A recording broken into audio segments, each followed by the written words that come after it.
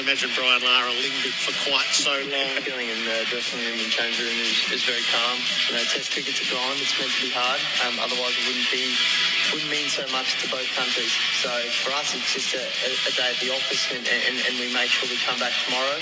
How quickly fortunes can change as suddenly injury and bowling form questions emerge for Australia. The second new ball could hold the key to the Test match on day 4. This is SEN Test Cricket. The Ashes on SEN. For Host Plus, the industry super fund for all Australians. That's a plus.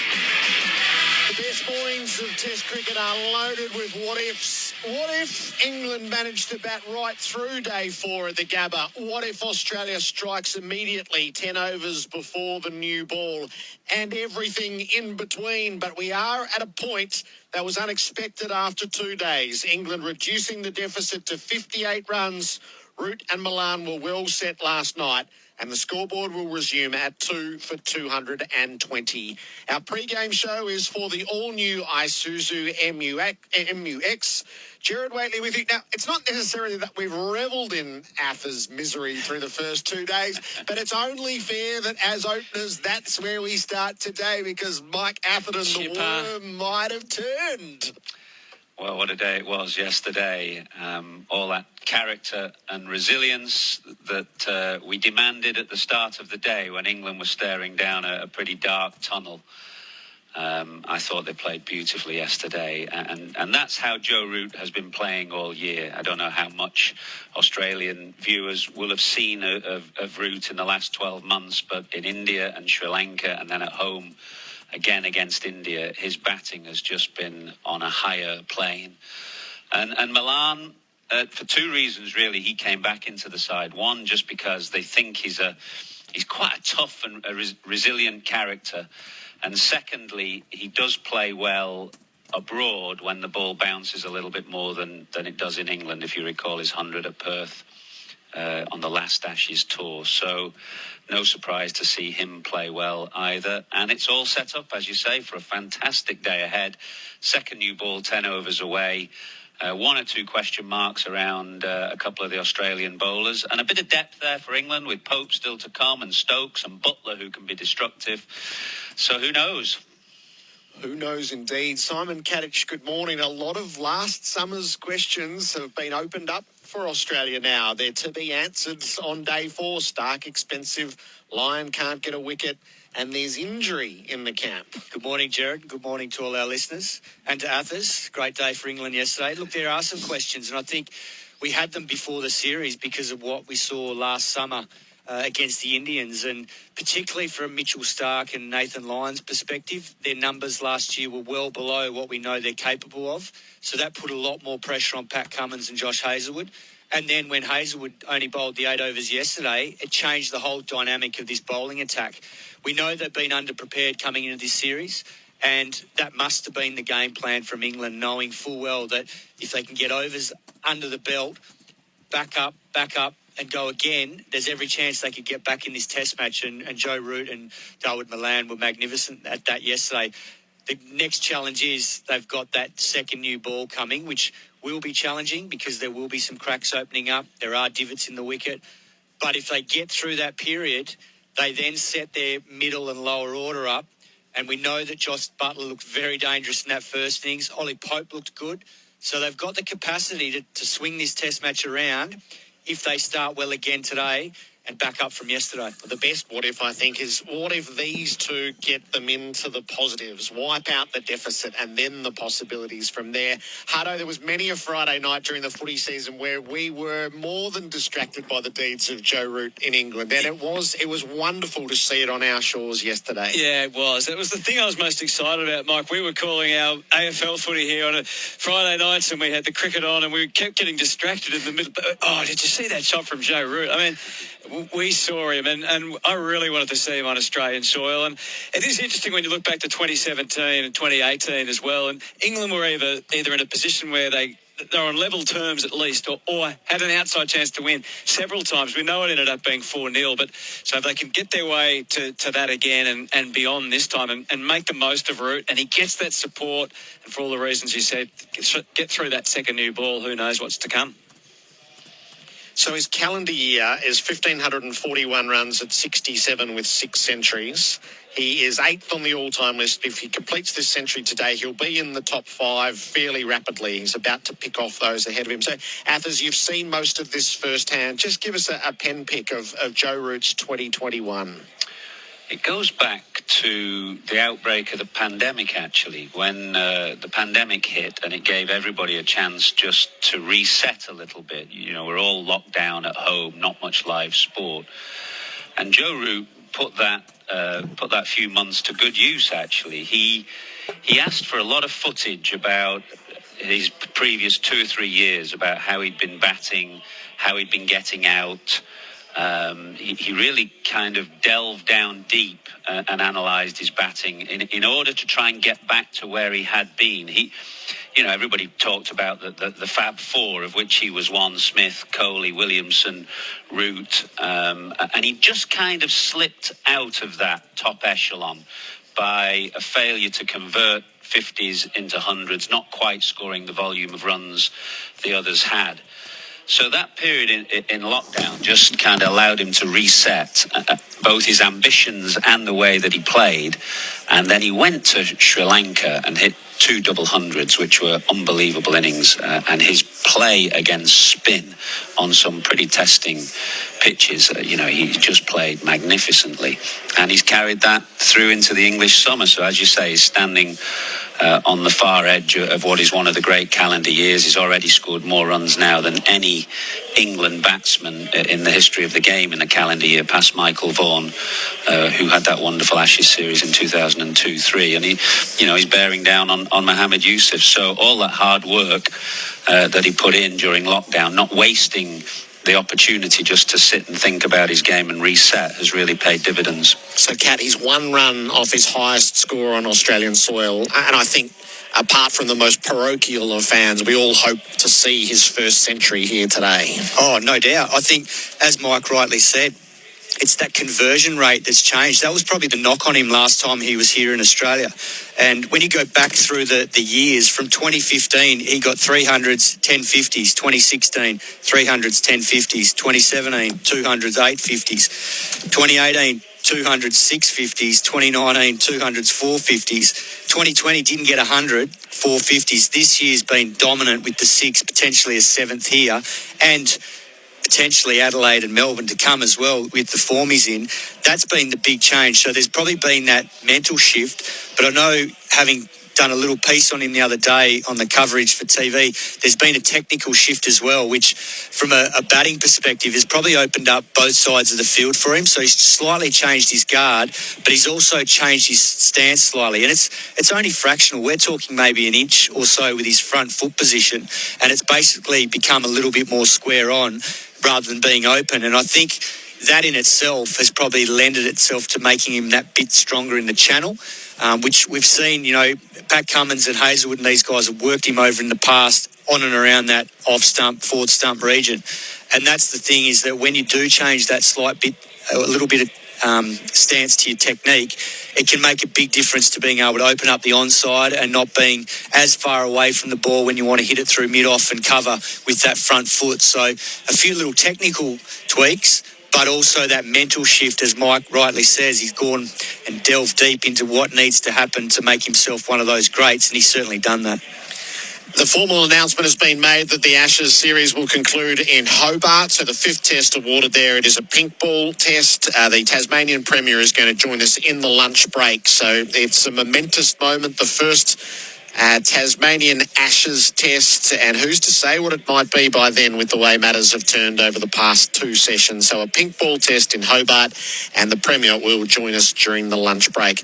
The Australian side of things, let's hear from Dave Warner first, who's just spoken on Channel 7.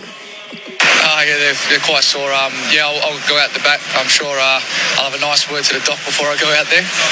Joshy Hazelwood, we noticed that he didn't bowl much, 8 overs I think it was yesterday, for 13 runs. He's got a big part to play. Will he play that today in the match? Yeah, look, I think he will. Obviously yesterday was about management. He's pulled up well this morning. Game situation, proper test match, right? Yeah, it's awesome. It's obviously they fought back well. Obviously David and Joe are batting exceptionally well. We know traditionally here, probably 2, 3 and 4 days are the best time to bat.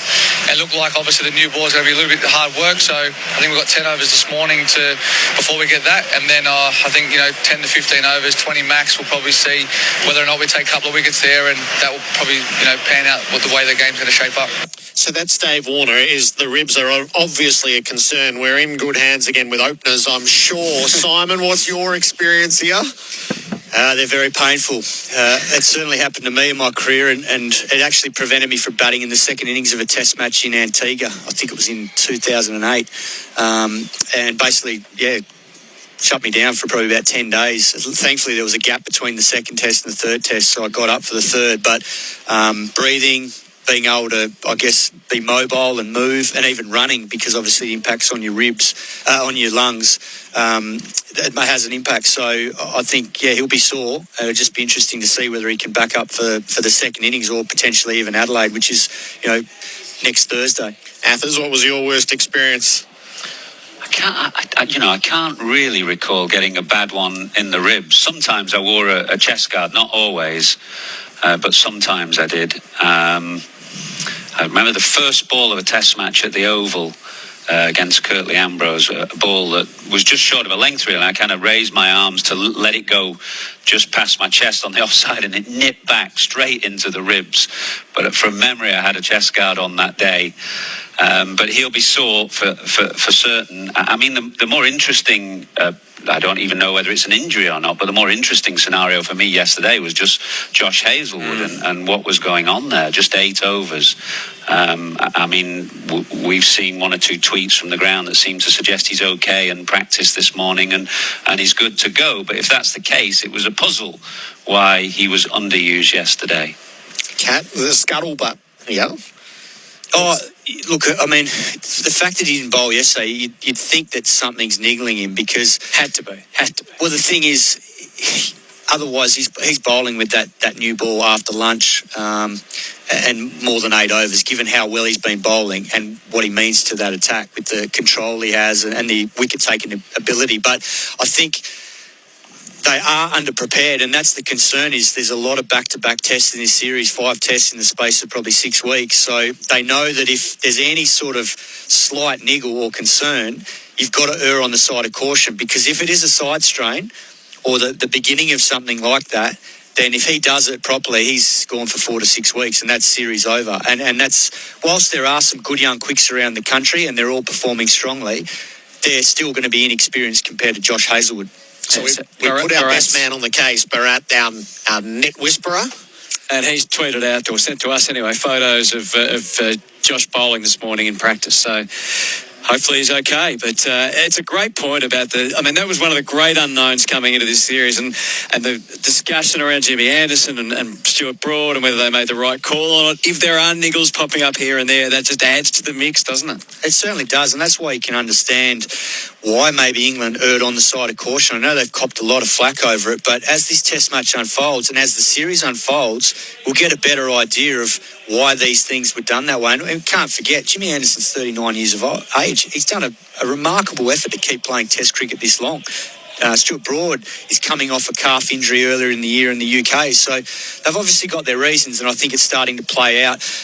The Australian attack yesterday, yes, there's probably been a bit of criticism of it, but at the end of the day, Root and Milan played beautifully. Young Hamid looked good again and did a pretty good job against the new ball. So, credit where credit's due. You've got to realise that in Test cricket, the opposition are going to stand up and show what they're made of, and they did yesterday. So the Australians just got to make sure they come back today and fight hard. There's one beautifully perverse moment as the Australians are a bit cranky about not having Snicko on the potential caught behind of Milan off Hazlewood, and Milan didn't hit that one. But guess what? He gloved one from Lyon. So he said, no, don't worry about that one. This is the one they missed. And as it turns out, when he came down the wicket, he ended up being struck on the pad. The ball rises from pad and flicks the glove quite clearly now that we know what we're looking for, and straight back to Lyon, who takes it, and he's appealing for LBW. But it turns out that it did brush the glove. If that's not the best response from a batsman. No, they're wrong about that one. Oh, but by the way, they had me, but they didn't know. Athens, that's just perfect.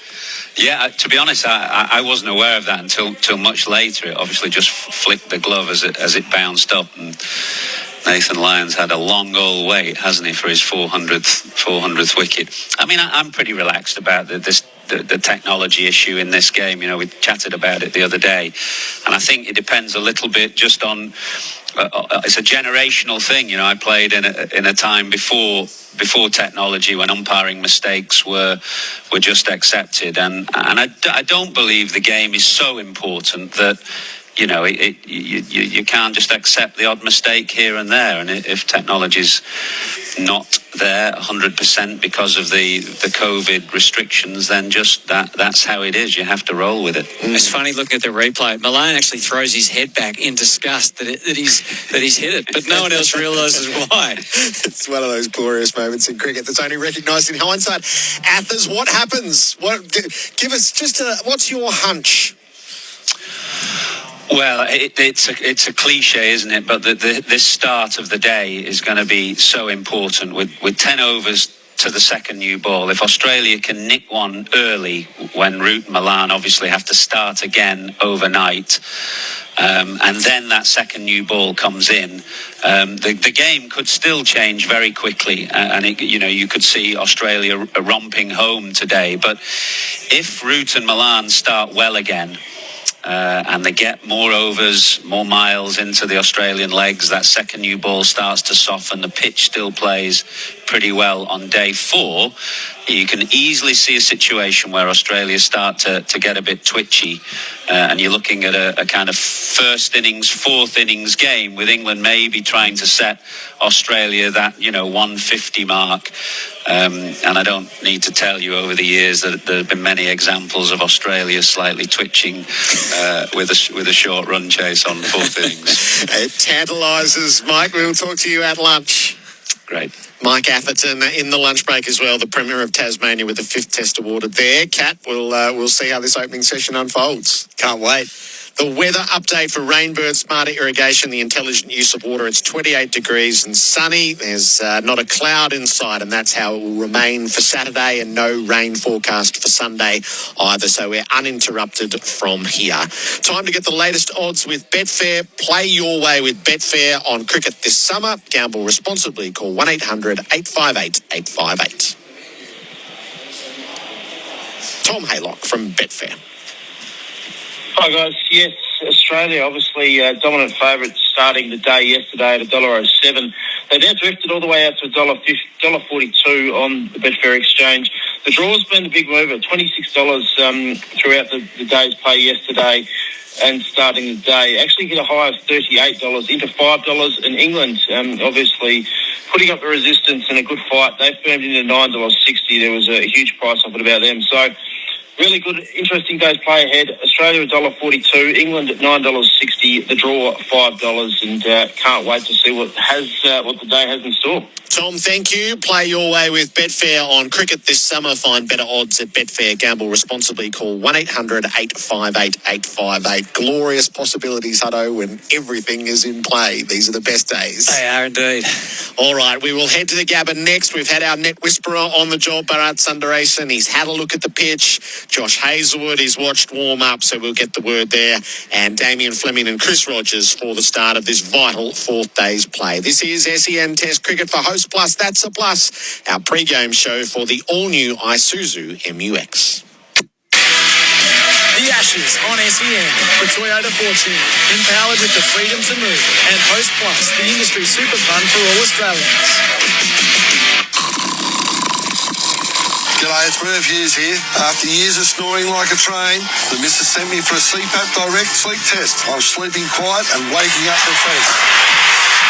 If you like to get away, drop in to CPAP Direct to see the latest technology in travel CPAP machines and batteries, so you can snore no more on the road. Find your local store at cpap.com.au. G'day, big fella. It's the Rat from the Safety Hub. We have all your safety gear ready just in time for Christmas.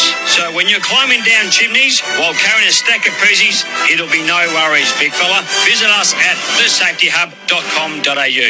SENSA is your home for sport across the weekend. Brought to you by Volkswagen Service Express. Get the same great service in under an hour. Only at Solitaire Volkswagen Mile End. Now sit back and enjoy everything sports on SENSA. When gambling becomes overbearing in your life, one phone call can change all that. Gamblers Helpline, 1-800-858-858. When gambling becomes an issue, there's always 24/7 support on the Gamblers Helpline. Phone 1-800-858-858. Prefer Australian owned? Want to support local businesses? Believe in community spirit? Want a deal on your energy? Of course you do. So, should you switch to Lumo SA? Of course you should. We're 100% Australian owned with a rewards program full of local finds. We're actively helping communities and offering amazing energy deals to boot. Call 131-5866 or search Lumo. SA residential customers only. Lumo Energy SA not available in all areas. Eligibility criteria and conditions apply. See website for details. Nothing says Aussie summer like listening to the cricket with an ice-cold Bundaberg ginger beer. Bundaberg ginger beer is a true blue brew. A quintessential classic, craft brewed over 3 days using real Aussie ginger and a traditional family recipe, which has been perfected over 4 generations. Treat yourself this summer to the great Australian brew, Bundaberg ginger beer.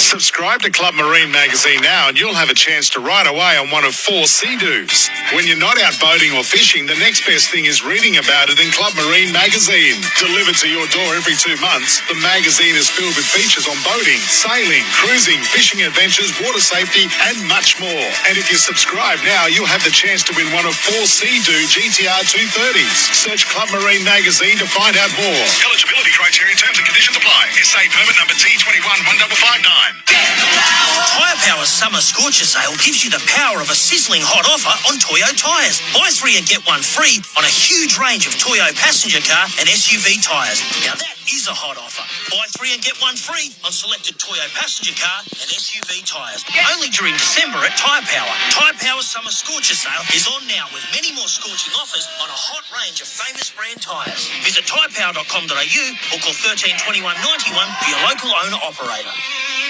On the SEN app, check out the SENW channel with stars of women's sport at home and abroad. Daisy Pierce, Healy Brown, Stephanie Brance. Plus, on the SENW channel, we cover AFLW, Rugby League, W League, netball, cricket, and track the female stars of horse racing and more. For the latest news, interviews, and catch-up podcasts with the biggest names in women's sport, jump on the SENW channel. Download the SEN app now. G'day, big fella. It's a rat from the Safety Hub. We have all your safety gear ready just in time for Christmas. So when you're climbing down chimneys while carrying a stack of prezzies, it'll be no worries, big fella. Visit us at thesafetyhub.com.au. The Ashes on SEN for Toyota Fortune. Empowered with the freedom to move. And Host Plus, the industry super fun for all Australians. The SEN Ashes pre-match. For the all-new 7-seat Isuzu MUX Extraordinary. England to resume in a matter of minutes. 2 for 220. Root on 86, looking for his first century on Australian soil. And Milan on 80. The deficit has been reduced to 58. There's 10 overs till the new ball. Our pre-game show for the all-new Isuzu MUX. Bharat Sundaresan is at the Gabba. So with a little injury cloud in the Australian camp, we put our best man on it, the net whisperer, to have a look at the warm-ups. Bharat, welcome. Welcome, Gerard. Thank you. Welcome. And thank you so much, Gerard. I was so excited to talk about Josh Hazlewood looking absolutely fine. He was warming up. He looked a little like down on energy, but nobody was really looking at him, checking on him. He did everything that the other fast bowlers did. More interestingly, David Warner was out there before anyone else, just going and having a look at the pitch. I just checked with the umpires. It's an external blow, so it shouldn't affect when he comes out to bat. So he can open the batting regardless of how long he stays off the field. So it'll be interesting to see if he does come back on. So is the expectation at the ground that we'll see Hazlewood right at the start of the day bowling? I would assume so, or unless they want to wait for the new ball, it's just 10 overs away. Yep. Jared, that's the only reason I might think they might hold him back. But it's interesting, last evening, 7 overs before stumps, he was warming up. It looked like he was going to come on. He spent 2 overs warming up. And then I really don't know what happened. He just spent 1 hour off the field. But I can see he is out there. But I also do see Henry Hunt in Australian colours for the first time, which is good. Redbacks. Opener has done really well. So no David Warner yet. But yeah, Hazelwood is out there. Yep, he is. So it's good to see. It'll be interesting to see how long it takes before he's there. And you've done our pitch inspection for Rainbird, Smarter Irrigation, the intelligent use of water. What does it look like on morning 4? Well, the 2 divots I spoke about yesterday on the other side from where we are sitting, they did act up. David Malan spoke about a couple just bouncing and jumping off those. And today there seem to be a couple of inundations on this side, a couple of divots developing on this side. So this is going to be a pitch which will start playing tricks. There's a crack down the center of the pitch, which is longer than it was yesterday, Gerard. But with the sun beating down, you would expect it to grow a little. So if England can just hang in there, make sure Australia make anything over 150. This could be a tricky run chase. All right, we'll stay close during the day. Bharat Sundaresan in the broadcast box at the Gabba. He's been down on the ground having a look for us for Rainbird, Smarter Irrigation, the intelligent use of water. Players arriving in the middle. The day's play about to commence. The first session for Raydell, the brand of choice for Mitchell Starc and Alyssa Healy. Our experts are here for Anaconda. Play more, pay less with Anaconda's 10% price beat guarantee. Chris Rogers, good morning. Morning, Gerard. How are you? I'm well. This is beautifully set up, isn't it? It is. It's just a crucial period here. 10 overs to the second new ball. If England can have these 2 batters at the crease, I think that's going to be such a huge boost to them. They lose one here and the new batter has to face that second new ball, especially with some of these indentations, some of the balls misbehaving. It could be very tricky. So what's your biggest what if? Is what if England bat the whole day? What if Australia take a wicket in the first over? Mine is what if these 2 can wipe off the last 58 runs of deficit? Oh, absolutely. If England are 2 down and the scores are level, the game is it's almost back in England's favour because Australia are going to have to bat last on this. And more heat in the pitch, these cracks might just open a little bit further. And batting last, chasing runs, it's harder to play those free-wheeling innings like we saw a little bit from Labuschagne and Head. Isn't Test cricket glorious? From where we were after 2 days in the national mood to the sense of trepidation this morning. Yeah, I mean, equally, Australia did a couple here, and Pat Cummins sees the urgency. He's starting himself. He's not waiting for the second new ball, but they take a couple of wickets here. 4 down with that second new ball, and it's going to be a lot of hard work for England, but more importantly, they're going to need a lot of luck. What a session in store for us for Raydell, the brand of choice for Mitchell Starc and Alyssa Healy. The bowler of choice for the captain is himself, Pat Cummins, with ball in hand at the Vulture Street ends. England trailing by 58 runs, 2 for 220. As Pat gets play underway, David Malan is on 80. He has the strike and he leaves the first ball, which dies in its trajectory and bumps through to the keeper. Yeah, interesting that, wasn't it? I mean, it was a pretty good length delivery, just outside, off stump. Pat Cummins probably just working into his spell, obviously, first ball, and that's bounced a clear metre in front of Alice Carey. That's a real curiosity. 2 slips and a gully in place. Especially when the roller would have been on the pitch. So you would have thought that that the pitch should be at its best right now. Cummins' right arm over bowls, and it's left alone by Malan. Better carry through to the keeper. Damien Fleming will come in. Gerard. Hey, Flem. Bucky. Colo. Flem. New ball. Let's hurry it up. Let's get some hits. But this is if we don't. Yeah, this is a crucial period. Yeah, England will probably thinking if we could just take this for 30 runs, 25 to 30 runs, be conservative. Yeah. Then you're only, 30 behind. A little bit of luck with that new ball, a few to fly over the slips. You just never know. And then all of a sudden, Australians will be thinking, oh my God, how many are we going to chase here? Momentum shift. Cummins bowls. Milan defends from the off stump. You might be trying to bat out a draw. Well, we saw it in 2010. Yeah. And no, glorious possibility. So, bowlology, what's the scuttlebutt on Hazelwood with the brethren? Yeah, the worry is it might be a grunter muscle side strain. And at its worst, that's end of series. You know, that's 3 months. If it's a slight one, well, you can get jabbed up and bowl. You'll have that burning sensation in there. But once you get warmed, it's better. But you'll cool down. I don't know what his second spell will be like. Cummins strides in, bowls. Milan leaves again. Shorter ball outside the off stump. And he's such a big out, isn't he? You know, going to line, you know, we were questioning it. You know, what's happening here? Well, obviously it was due to Hazelwood. But Hazelwood and Cummins are still the elite class of this attack. Stark's bowled pretty well in this test match. But it's mainly the new ball threat. If you get through that, he's not such a threat with an old ball, is he? Like, he's not a boring line and length bowler. You know, it's smashing wickets and on the negative, he leaks runs, doesn't he? And for whatever reason, Nathan Lyon, you know, just hasn't got going in this test match yet. But could be a big day for Gaz today. Cummins switches around the wickets and he's outside the off stump. Milan not tempted to play. Sorry, just the other one is, I thought they missed a step yesterday, the Aussies, getting Cam Green the newer ball, you know, when Lyon bowled, because he started as a fast bowler. He's actually got an opening bowl, got a genuine outswinger, but in his career so far, he's bowled with an old ball and had to bowl short, and it's, yeah, he can do that job, Bucky, but he has a natural outswinger, so I'd like him to get a newer ball once it's taken today. The Saturday crowds building at the Gabba. Cummins bowls. Milan again leaves outside the off stump. So untempted by anything in the over. A maiden to start. The mate scoreboard. Australia's most satisfied NBN customers. 2 for 220. So just a neutral first over.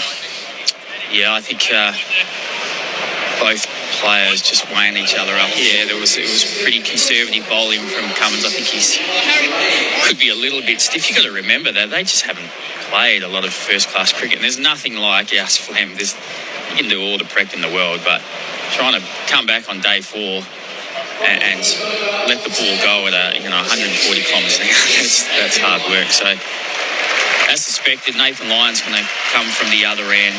He'll bowl the 5 overs, you'd imagine, leading into the second new ball and just try and limit any damage, really.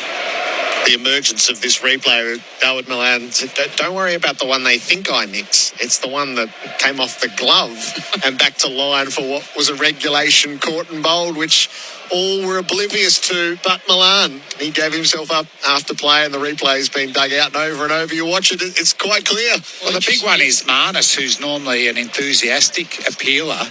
He was on the offside pretty close. And he did go up, but he didn't continue it on. You probably wonder how the ball went so far back towards the bowler. And then if they were thinking clearly, they would have thought, hang on, that probably can't come just off the knee roll. I think he was 37 at the time, Milan, as it turns out. Line opens up, Root on the back foot, tucks him away to leg, and the first run of the day. As it rolls out near Paul Rifle, Head does the fielding. Root to 87, that's the equal to his highest score on Australian soil. Adelaide in 2013. It's 2 for 221. Gerard, that's why when you get an inside edge onto your pad and you get given out LBW, you just walk off because it all comes around. Yeah. What goes around comes around. Yeah. So why did you always encourage Shane Watson to refer? Because I like the social media ripping into him after. I did get him a good one at Lord's. He told me before the test match, he said, well, I can't do any more. I'm not going to refer anymore because I'm getting blitzed on social media. Silly mid-off slip in place, line around the wicket, bowls. Milan cuts from the off stump. He picks out point, no run. It was Lord's 2013. Put 300 odd on. We went out. We were about none for 40. And then, sure enough, Stuart Broads just angled one back in, hit the pad. And you have to walk past the other batter to go to the pavilion when you're at the nursery end. Bowles Milan uses his feet, clips off his toes. Cummins misfields at mid-wicket, but they don't go.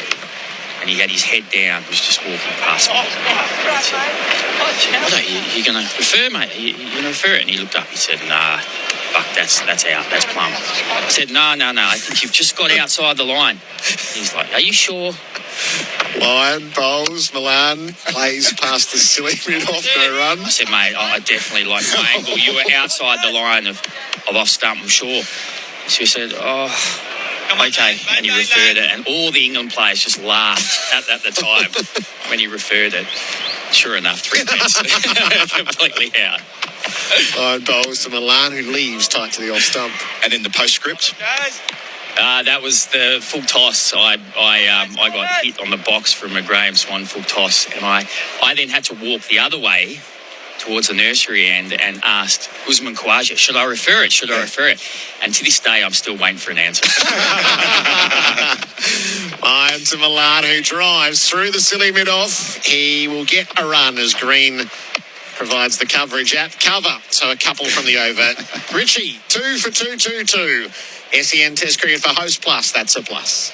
No one likes a messy office. Hygiene standards start to slip, so keeping your office clean is getting harder. Make the move across to Laurenex Cleaning. From office buildings to shopping centres, Laurenex Cleaning will deliver higher standards for you and your customers. Office cleaning, high-rise window cleans, preventative infection control, garden maintenance and much more. Laurenex Cleaning are your locally owned and operated industry leaders, keeping South Australian workplaces super clean. Laurenex Cleaning, securing workplace safety for your office. Google them today. The Mate scoreboard, Australia's most satisfied NBN customers, Milan 81, Root 87. England's, the deficit now is 56. So is it worse, Buck, to run your partner out or to expose him to ritual humiliation with a dud review? Pat Cummins is around the wicket, he bowls, Milan defends to gully, no run. Oh, I remember when Watto got Cat in the... What 2011 Adelaide trot threw down the stumps, didn't he? We used to nickname him the specialist because he would field a fine leg practically all the time, and then Graham Swan would come on, he'd go straight in the first slip. And then average 50 with the bat. It's not a bad life, is it? Yeah, Ponting nick one, Clark nick one, and we're a test over that one very quickly. 2 slips in place. Cummins bowls. Milan defends. No run. I reckon that might have been Cato's last test. It was. Probably better to talk about it in his absence than when he's here. He's here. Oh, he's not smiling either. Doesn't know. You've got some symmetries, Colo, at the start of the day before any wickets fall or before anything develops. I like all of these. One of our listeners, Joey Kazina, said in that the last time that England had one player make more runs on their own than their entire first innings, so that's Head, of course, making 152. Cummins from around the wicket, inside edge from Milan, squirts out backward of square, and he's able to take a single. Was where at 55. Apologies. Was where Marnus Labuschagne made 74 after England made 67. Of course, that was the Headingley miracle of 2019. Beautiful. Love the symmetries and scoring in cricket. What you might be able to find, either just to randomly spook people or to provide precedent. Either works for me. Just unnerve people on a Saturday morning. 0433 98 11 16 to correspond with us throughout the test and throughout the summer for Tyre Power. They took the single, didn't they? So it'll be Root who's on strike, and he's in behind it from Cummins. All the graphics on all of the screens are frozen, but it's 2 for 223. Milan is 82. The deficit is 55. And Root has the strike on 87.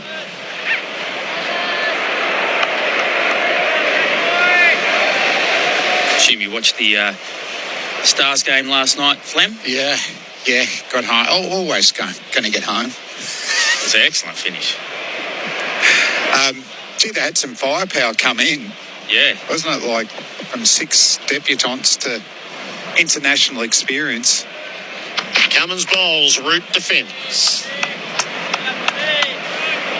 Just that little conversation about who was going to bowl the last over. I thought that's fantastic. And then Sam's wanted it. Well, I mean, he's the senior bowler. Brady Couch is one of the young Victorian players, and I just saw him walking into the grid. He wasn't walking particularly quickly at the time. But they like him, bowling at the death couch. If they can get on a battered pitch, he's going to bowl big reverse swing. Yeah, he's definitely got some ability and some ball speed. Last ball of the over, Cummins delivers to Root, who nibbles it away to Gully, fielded on the bounce by Green. End of the over, 2 for 223 on the Mate scoreboard, Australia's most satisfied NBN customers. Sometimes needing new tyres can catch us by surprise. That's why Tyre Power gives you the power of Zip Pay and Zip Money. It means you can get what you need now, get back on the road safely, and pay for it later, taking advantage of the interest-free periods. So if you need new tyres or mechanical repairs, don't wait till it gets worse. Get them now with Zip Pay or Zip Money at Tyre Power. No fuss, no wait, no worries. Terms and conditions apply. So visit tyrepower.com.au or call 13 21 91 for your local owner-operator. SEN Test Crickets for Host Plus, that's a plus. Our experts Damien, Fleming and Chris Rogers in for the start of play for Anaconda. Play more, pay less with Anaconda's 10% price beat guarantee. So when Zampa took the last over, what was it? It was 10 for a tie and 11 for a win. What did you think? What were the scales? I thought it was very much in the Thunder's odds because, they needed 1-6. That was it. Even just one boundary, really, isn't it? Yeah, well, but, it's not it's long square, but if Zamps gets hit for sixes, it's usually straight. Line bowls to Milano, who's forward defending. He's not a big turner, isn't he? Little leggies, little wrongins kind of thing. So, you backed one of them just to get under it and go straight over the side screen, but he just found a way, didn't he? And that's and the fielding wasn't great. He didn't get backed up. He got 2 misfields and a drop catch and he's over. Milan uses his feet. He defends when he arrives. But half the battle bowling at the end is wanting to do it. And I was fortunate to do a fair bit for Australia Victoria, and the pain of losing the game as opposed to watching it and having no control, which happened a few times when I was young, is worse. Yep. I'd rather be able to blame myself than watch helplessly. Line around the wicket. Milan plays back, upright, punches to cover. Cummins dives, fields, no run. And where Zamps is with his game at the moment, I reckon he wanted it and he delivered. Gosh, it was a good last ball, wasn't it? It's almost like you've got nothing to lose. You go. But you can be the hero. If you can think about it in that way. Milan faces up to the line. Again, he uses his feet as he bobbled it up to Labuschagne. They're up, but he's got it. The 400th wicket for Nathan Lyon in Test cricket at last. And it's a critical one. The early strike on day 4. Dawid Malan is on his way for 82. And if Labuschagne missed what was there yesterday, he snaffled it today. 3 for 223. Oh, yep. The inside edge onto the front pad. He was lucky yesterday. Milan, well, not that the Australians knew. Marnus, big appealer, not dropping that. Congratulations to Nathan Lyon. He's raising the ball for the fans to give him a bit of a clap and his teammates. Never goes over with his celebrations. I reckon there'll be a fair bit of relief there, Bucky, though. It's been a long time coming. Yeah, I think Colo was giving him some stats. He got into the 390s pre-COVID, so it's been a long time. He's had to work for that one, but it's an amazing effort to be able to do that. In this day and age, a right arm off spinner in Australian conditions, to be able to get 400 wickets, it just says so much about him and his ability to get better throughout his career. Nathan Lyon's the 17th bowler to take 400 Test wickets, the 3rd Australian and the 7th spinner.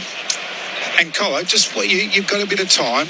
What Bucky was saying, finger spinners in Australia. If you find out some opposition guns and their records over here, it actually magnifies how effective Lions been.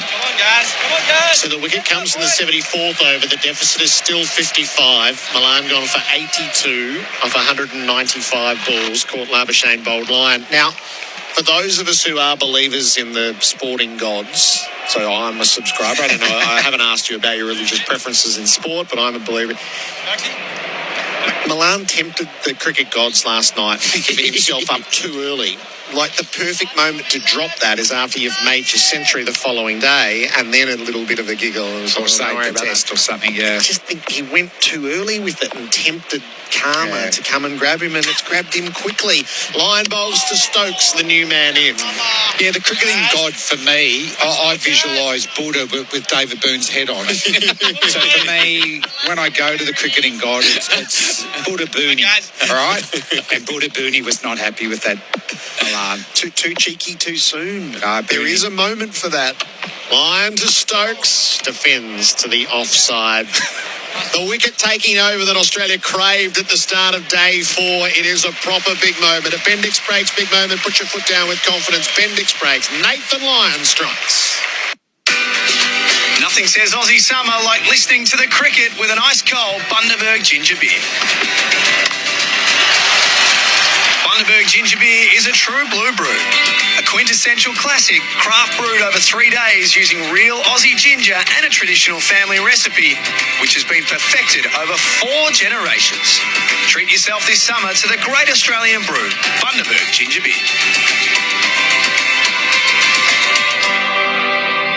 SEN Test cricket for Host Plus. That's a plus. I sense in your body language, Chris, that you scoffed at the cricketing gods. They're not for everyone.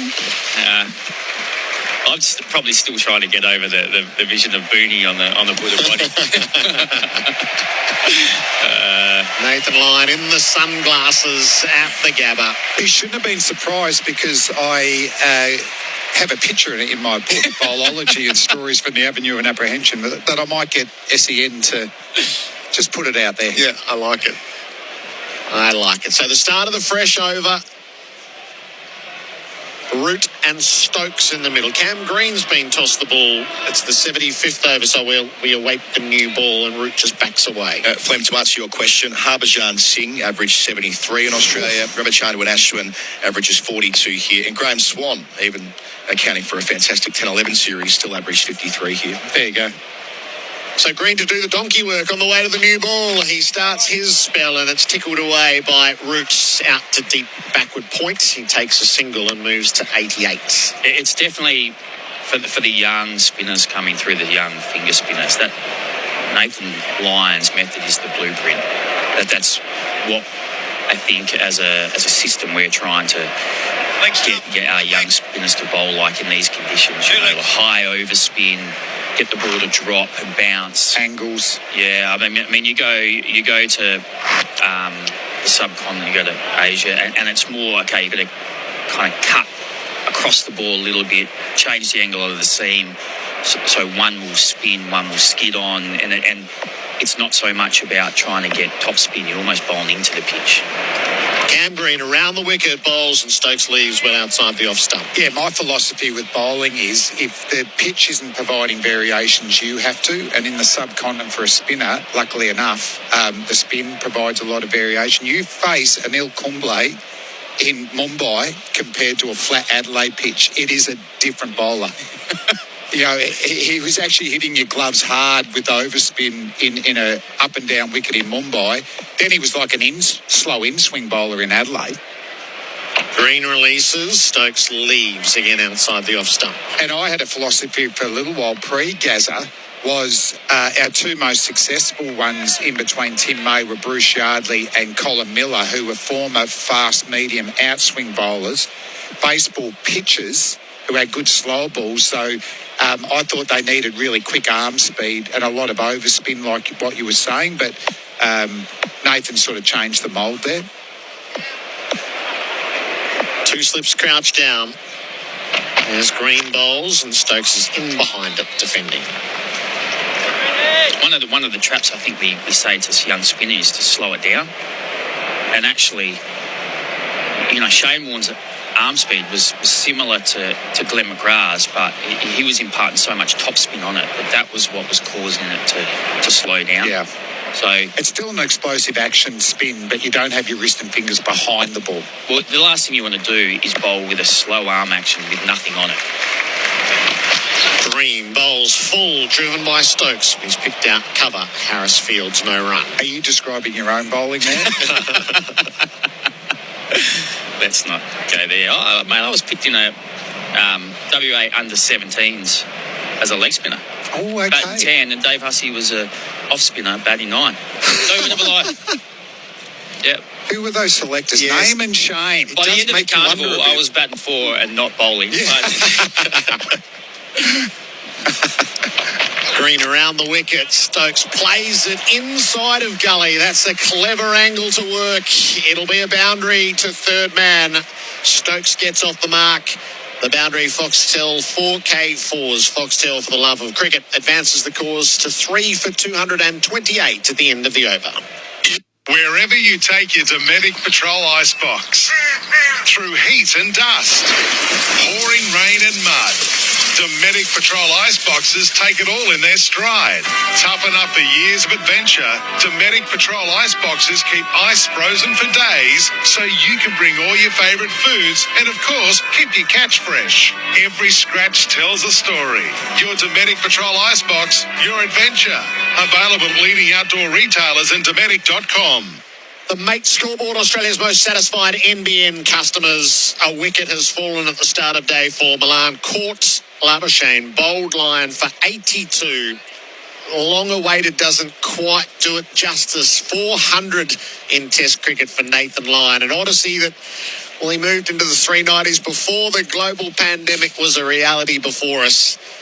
So he waited nigh on an eternity by some measures. We'll get the actual measures for you. And it's rather lovely that it's at the Gabba, because this is where his renaissance really took hold with the Australian public. He's around the wicket. He bowls to Roots, who plays from the stumps. He takes off and judged the single well. Smith out of slip. Never really had a play to run him out. Yeah, we used the balls metric yesterday, which was in excess of 1,300. How's this from Andrew Sampson, our friend in South Africa? Oh, yeah. He sent through last night the longest time to get through the 390s before Lion was Richard Hadley, 427 days. Nathan's taken 705. Big shout out to Andrew. He'll be listening. As the world closed down, we lost physical contact with him. Stokes is forward and defending, but he's never far away with a great number. Another point here is that Nathan Lyon's 200th Test wicket in a thumping defeat at Kandy in 2016, 300th Test wicket the day after the sandpaper debacle. This is much better for 400. Oh. Lyon around the wicket, bowls, and Stokes sweeps. That's injudicious. Has he nicked it on the way through on the bottom edge? No, the umpire says. Oh, that's a wild old stroke early on. There was a noise there, I felt. I don't know whether he hit the pitch. Ground. We'll get a look at the replay for Drummond's golf Christmas savings. He bounced over the bat. Lyon back at Stokes, wrapped on the pad, playing back. It's leg side. Bad luck. Such skill though. That's an arm ball. It's just kept going. It's missing the leg stump, but I don't think Stokes is beautiful at all. No. Stokes troubled by Lyon. He's forward defending, bat and pad tight together.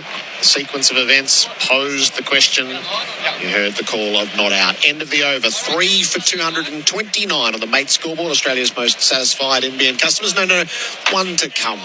They've come together to work out whether they wanted to DRS rather than coming together for the switcher games. There was perhaps a little inside edge onto that, but it's 400 just seemed to have released the shackles on that. He's bowled beautifully. It's a threat with every ball. Pretty interesting too that Pat Cummins was the last in there. It was Lyon and Carey and Smith. Last ball of the over. Stokes plays it more correctly, standing up and knocking it away to cover. No run to close out, so the deficit is inside 50. It's now at 49, but it has cost a wicket. SEN Test cricket for Host Plus. That's a plus. For 30 years, Raydell's been supporting Aussies by providing health products from naturally derived ingredients to enjoy summer with health confidence. Raydell, the brand of choice by Mitchell Starc and Elisa Healy. Raydell.com.au. Having a top performer on your side? That's a plus. Host Plus, an industry super fund. General advice only. Consider the relevant Host Plus PDS and TMD available at hostplus.com.au and your objectives, financial situation and needs, which are not accounted for in this information.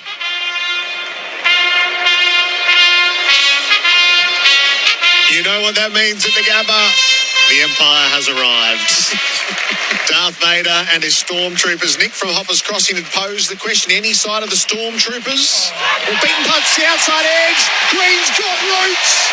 He's nicked him off. Joe Root goes for 89. Cam Green, well, he was holding for the new ball, and what do you know? He's got the prized wickets. England lose both set batsmen in quick succession and fall back to a perilous state in the Test match. 4 for 229. Cam Green's best moment in Test cricket yet, Clem. Beautiful scene. Talking earlier, get him the new ball now. He's going to run through him, but that was a beautiful out-swinging delivery with an old ball. And to nick out Joe Root, who's been the dominant batsman of this year, raising that. He'll be disappointed, so close to his first 100 in Australian conditions, but this is what Cam Green can bring to the table. Hopefully his batting just continues to improve, but 6'7", getting in the 140s, genuine outswinger. He's broken the seal, Bucky. You know, he's got one Test wicket. Now he's got his first of his massive Test wickets. Well, there's just so much to like about that, isn't it? He's getting in close to the stumps. That seam was bolt upright and it moved, didn't it? It swung away, just drew Joe Root into a defensive shot that he didn't need to, really. I think as he was walking off, he was saying to himself, I should have left that. But think of all the hard work that Milan and Root did yesterday, and that overnight break out Australia come a little bit more fresh, and they're able to dismiss both of those batters. And yeah, it's almost like you were saying, you know, that a slightly negative frame of mind, like maybe thinking, get to the new ball, get through the 20 over mark of the newish ball, and then we'll be able to dominate the game. Whereas the other one could be, well, if they bowl badly with the old ball, let's get on top so we've got momentum when they take the new ball. You're damned if you do, you're damned if you don't, though, Flem, isn't it? You come out, you look to play shots and you get out, people say, well, what are you doing? Why didn't you just get through to the second new ball? But equally, you know, it's trying to find that right balance, isn't it? And they have come out with a really negative frame of mind, haven't they? And then, you know, the Stokes almost dismissal, you know, that was a radical shot. You know, you don't need, you can be positive and still be aggressive without playing risky shots. Well bowled. Ollie Pope, the new man in. Cam Green bowls to him. He nibbles the ball away to backward point, no run. So, gosh, the side of the Empire is the people of Alderaan and Joe Root. The Imperial March was the sound of doom. Buddha Booney's looking down. You opened up the door. Jules and Karen, New South Wales, just did pose the question to you, Flem. Isn't Booney's head on Buddha's body just Booney's head on Booney's body? That's very good, Jules. Or the reverse. Yes, very good on a Saturday. Green bowls a bouncer. Under goes Pope. That's very witty. I like that. I like that too. Booney would approve. Not a big talker, Booney. He just sort of, thank you very much. I like him when he's bowling into that 6-7 metre mark, Cam Green. Thought he was used a lot with the old ball last year, and he's quick enough to ruffle batsmen when he bowls short, but I think his gold nugget, where he's going to strike most, is when he's bowling full and letting it swing. 1 for 17, Green. He bowls full. Pope defends. So he spoke about how he felt he might have over-celebrated when he removed Pope in the first innings. There's no over-celebrating when you remove Root short of that first century on Australian soil. 4 for 229. Root caught Carey bowled Green for 89 from 165 balls. It is his highest score on Australian soil, but it's not the milestone that he was craving. Green over the wicket, bowls. Pope's in behind it. You heard the call. A lot made of the crucial first half an hour this morning. The clock's just struck 10 o'clock local time. Half an hour in, Australia have taken 2 for 9. And suddenly the deficit of 49 is a way off, even with the 6 wickets still in hand. So progressively reduced through an enthralling afternoon on Friday, but the damage done early on Saturday morning. Green to complete a successful over. Is it to be a wicket maiden? Pope flicks it off his pads. Down to fine leg for 4. So not a wicket maiden, but he'd done the job nonetheless. A boundary for Foxtel, 4Ks force. Foxtel, for the love of cricket, 4 for 233 with Hudson coming in. At Giant Bicycles, we believe in following your own route, wherever it may lead. With stable flat bar positioning, front suspension and disc brakes, the Roam disc from Giant Bicycles handles all types of terrain and conditions, meaning you can head off on new adventures whenever and wherever you like. All Giant Bicycles feature latest technology, come professionally assembled with a lifetime warranty. Available online now via Click and Collect. Learn more at giant-bicycles.com.au.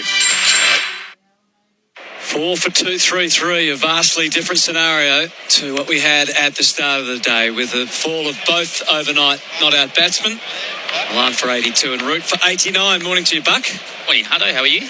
I'm good. I'm a fraction. It's great from an Australian point of view, but I am a bit disappointed that Joe Root didn't at least get 100, and then we would have got to see the tension around the second new ball. But it's far from over as Lyon starts a new over and pressing forward defending his Stokes. He's 4 not out. From a contest point of view, you definitely, it's, I mean, a tricky little chase on the last day for Australia. Still could happen, but it's going to need probably one of these two and Josh Butler. As he lays back to the next one, Stokes was just short enough, but he can't conclusively beat the cover fieldsman, so it ricochets away for just the 1 run, but he gets to the other end, Stokes, and moving in the right direction. England 4 for 234 now. They're trailed by 44. They've got their talisman and their great hope in Pope at the crease. So there is plenty of hope left for England and Josh Butler to come next. It's just going to be interesting to see how that they approach this, whether it's going to be in a positive manner, almost like we've got nothing to lose here now. Colo's still with us here on this beautiful 4th morning. As Lyon bowls, he's back on the stumps, he's edging and he's caught it slip by Smith. Pope falls. And Nathan Lyon, once he's got through that 400 barrier, is back to his very best. Too close to the body perhaps to cut. And England lose a 3rd wicket on the 4th morning. And it's become very gloomy in the bright sunshine from an English point of view. Well, I think you called it perfectly there, Huddo. It was too close to cut. Nathan Lyon, he lets the ball go wide of the crease, so he's getting the angle in as well. And whereas at times it looks like you have some width, that ball always is coming back towards you, and probably a little bit of extra bounce has found the glove. So a disappointing dismissal really there for Pope. 44 behind now for England with 85 wickets in hand and a second new ball coming soon. Yes, deflating, isn't it? Josh Butler will come out. Obviously, he's faced new balls aplenty as an opener in the shorter form of the game, but it would have been, from an English point of view, great to have him come out with the 30 or so overs gone on the second new ball. But he now faces the challenge even before that of Nathan Lyon, who's got his tail up all of a sudden. Yeah, he does, but I mean, he hasn't been getting the wickets he wanted, Nathan Lyon. But you look at the fact he's bowled. This is his 28th over. Yeah. So it just balances the side out. So you think about, at one stage, I think Jack Leach had bowled 11 overs out of England's. They were nearly at their second ball. And that means all the pressure is going onto the fast bowlers. Whereas here, Australia can really rotate when they need to, because Lyon's just carrying so much of the load. SEN Test cricket for Host Plus, that's a plus. And it certainly is for Australia, that extra bounce, as we said, and just too close to the stumps to be trying to play that shot so early in your innings. And the mate scoreboard heading Australia's way. Make Australia's most satisfied NBN customers. So now it's up to the experienced combination of Butler and Stokes.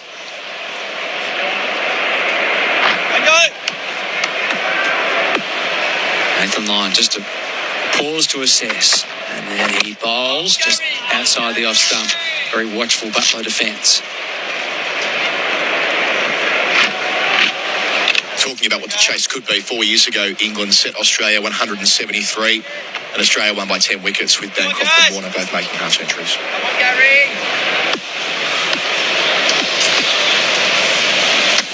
Line again, just tosses it up fractionally further. Again, Butler, the picture of perfect defence. I think Australia already have mid-on the boundary here, just because quite happy for Butler to defend. Don't want him just to run down and chip one over the top. Making him work for every run. Slipping a short leg. Line beats the outside edge of the bat. That didn't turn. Went scooting on, and it was flying past the outside edge of Butler's bat. The over is complete. A successful one for Nathan Lyon. This first session belonging to Australia for Ray Dell, the brand of choice for Mitchell Starc and Elisa Healy. Nothing says Aussie summer like listening to the cricket with an ice-cold Bundaberg ginger beer. Bundaberg ginger beer is a true blue brew. A quintessential classic, craft brewed over 3 days using real Aussie ginger and a traditional family recipe, which has been perfected over 4 generations. Treat yourself this summer to the great Australian brew, Bundaberg ginger beer.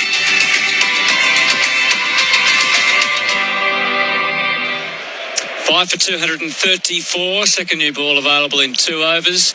England still trailing by 44 with 5 wickets only in hand.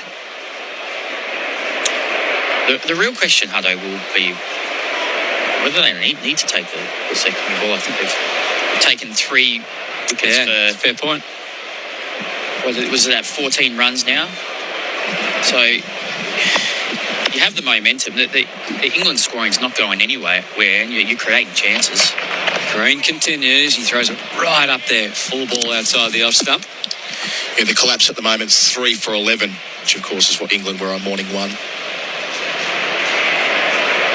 Yes, cricket always has a nice symmetry, doesn't it, in terms of wickets that fall for a certain number of runs.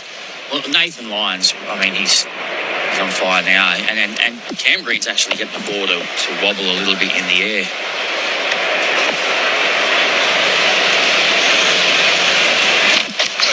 Green again, and Stokes happy to let it pass outside the off stump. Still 5 for 234.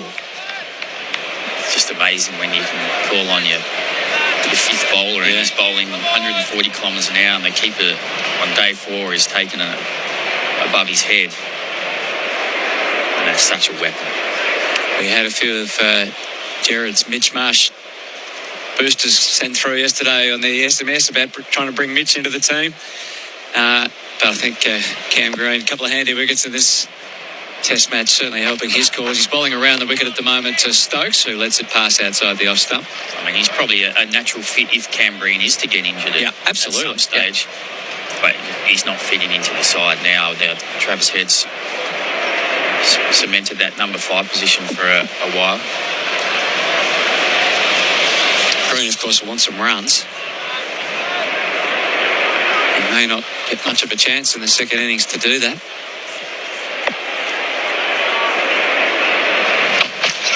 He bowls here full and squeezed out a drive which breaks through Harris in the covers. So the misfield allows a single for Ben Stokes. No, they didn't go. I think Stokes might have been blinded by the ball went through Harris's legs and straight behind him. So with David Warner being off the field for so long, I was asking the question about when he can bat. No, he can open. If it's an external knock, so he got hit by the ball, you can be off for as long as you want, but you can come back. He bowls almost York's Stokes, who digs it out. If he pulled a hamstring and he'd gone off, then he'd have to bat number 7. or below. Or the length of time he was off. Yeah. Henry Hunt is the sub on the field for David Warner this morning. 5 for 234 it remains, with Stokes on 5. And Butler yet to score. Green gets one more chance this over from wide of the crease. Stokes decides not to play at that one. The over is complete. And England are still 5 for 234 on the mate scoreboard. Australia's most satisfied NBN customers.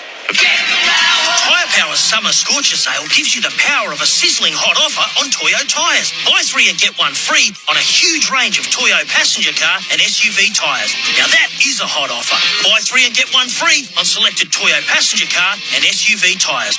Only during December at Tyre Power. Tyre Power's summer scorcher sale is on now with many more scorching offers on a hot range of famous brand tyres. Visit tyrepower.com.au or call 13 21 91 for your local owner-operator. Back into the experts chair for Anaconda. Play more, pay less with Anaconda's 10% price beat guarantee. As Nathan Lyon starts a new over. And he drifts one into Butler, who was very vulnerable as he was squared up, but somehow got back to ball there, Kat. Good morning again. Morning, Hutto. Good morning to all our listeners. This test match just keeps swinging. It does. It's a pendulum. Yes, it's so easy, isn't it, to... I'm not even sure if sucked in's the right word. It's fantastic. As line pass, reverse sweep by Butler for 4. What a way to get off the mark with authority. Which part of the game is he playing here? It's a red ball, Joss. Well, he practices it a lot, so you can't blame him for playing it. He obviously wants to manipulate the field potentially. Right off the middle of the bat. He plays that shot for fun. Plays it very, very well. That was well executed. 5 for 2-3, 8 now.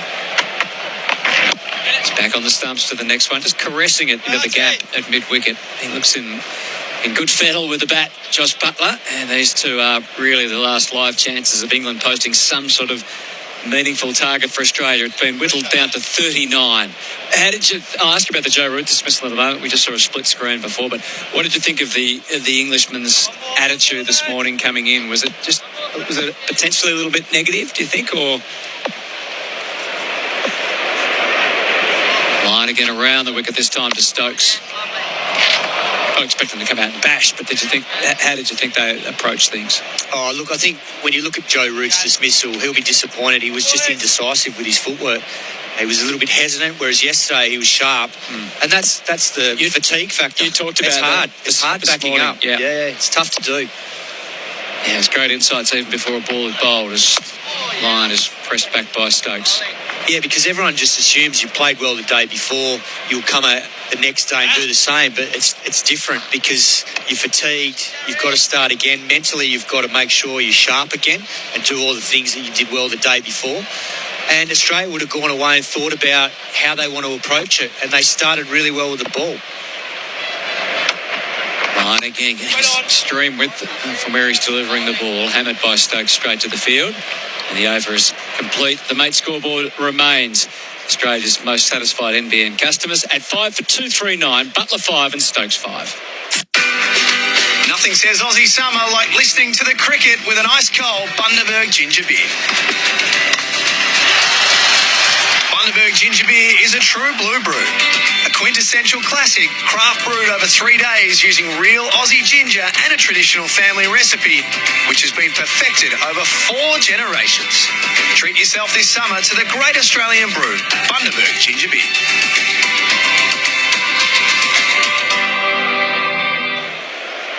A friend out there who's pumping up for Mitch Marsh, not giving up yet, still on the Mitch train. Green needs runs, but happy to drop Harris.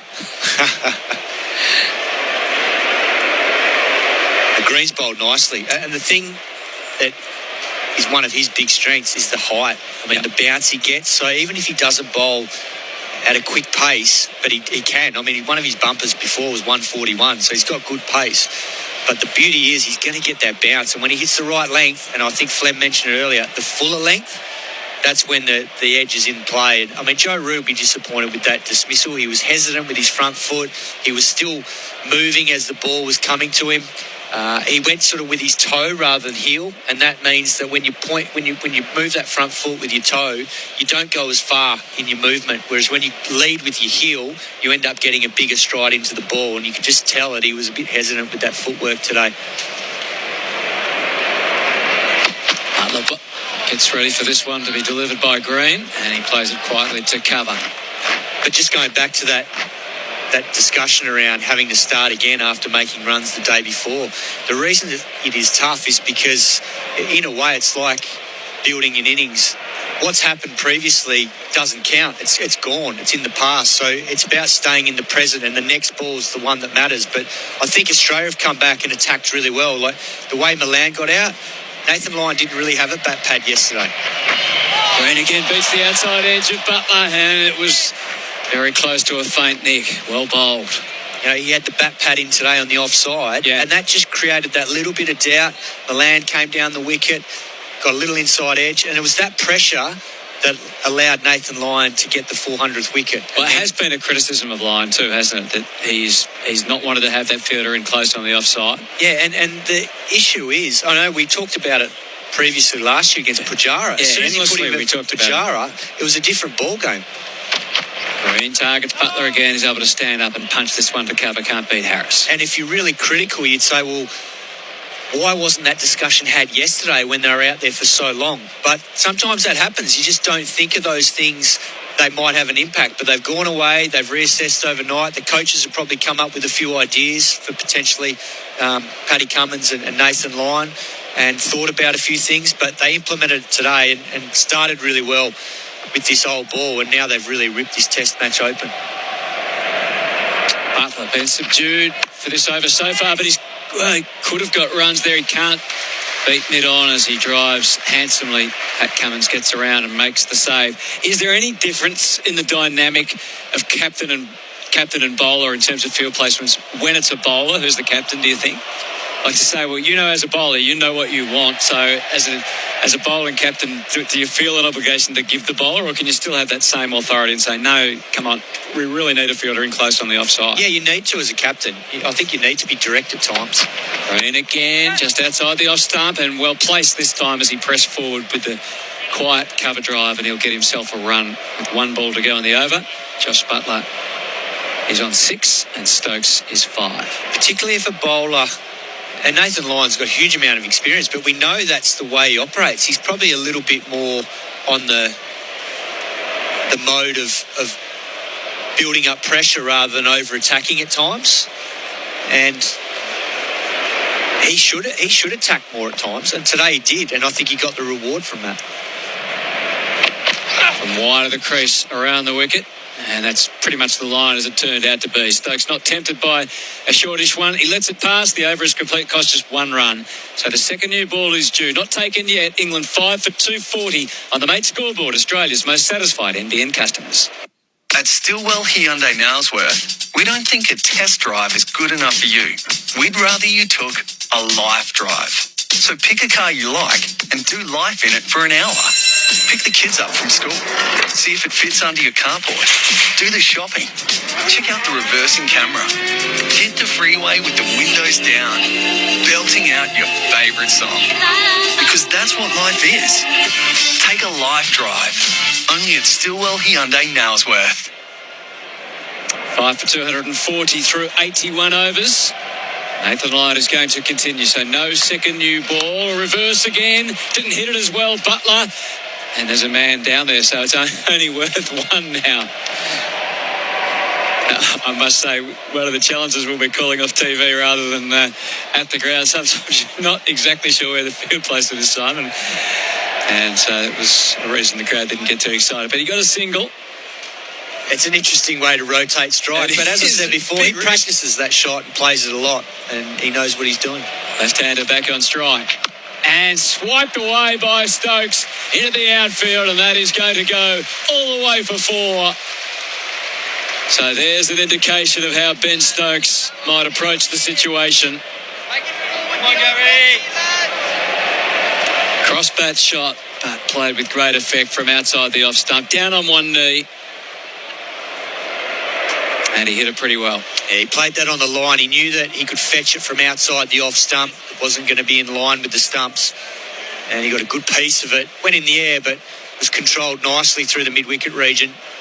A well-executed shot. He knows he's got to put some pressure back on Nathan Lyon and reduce this 33-run deficit.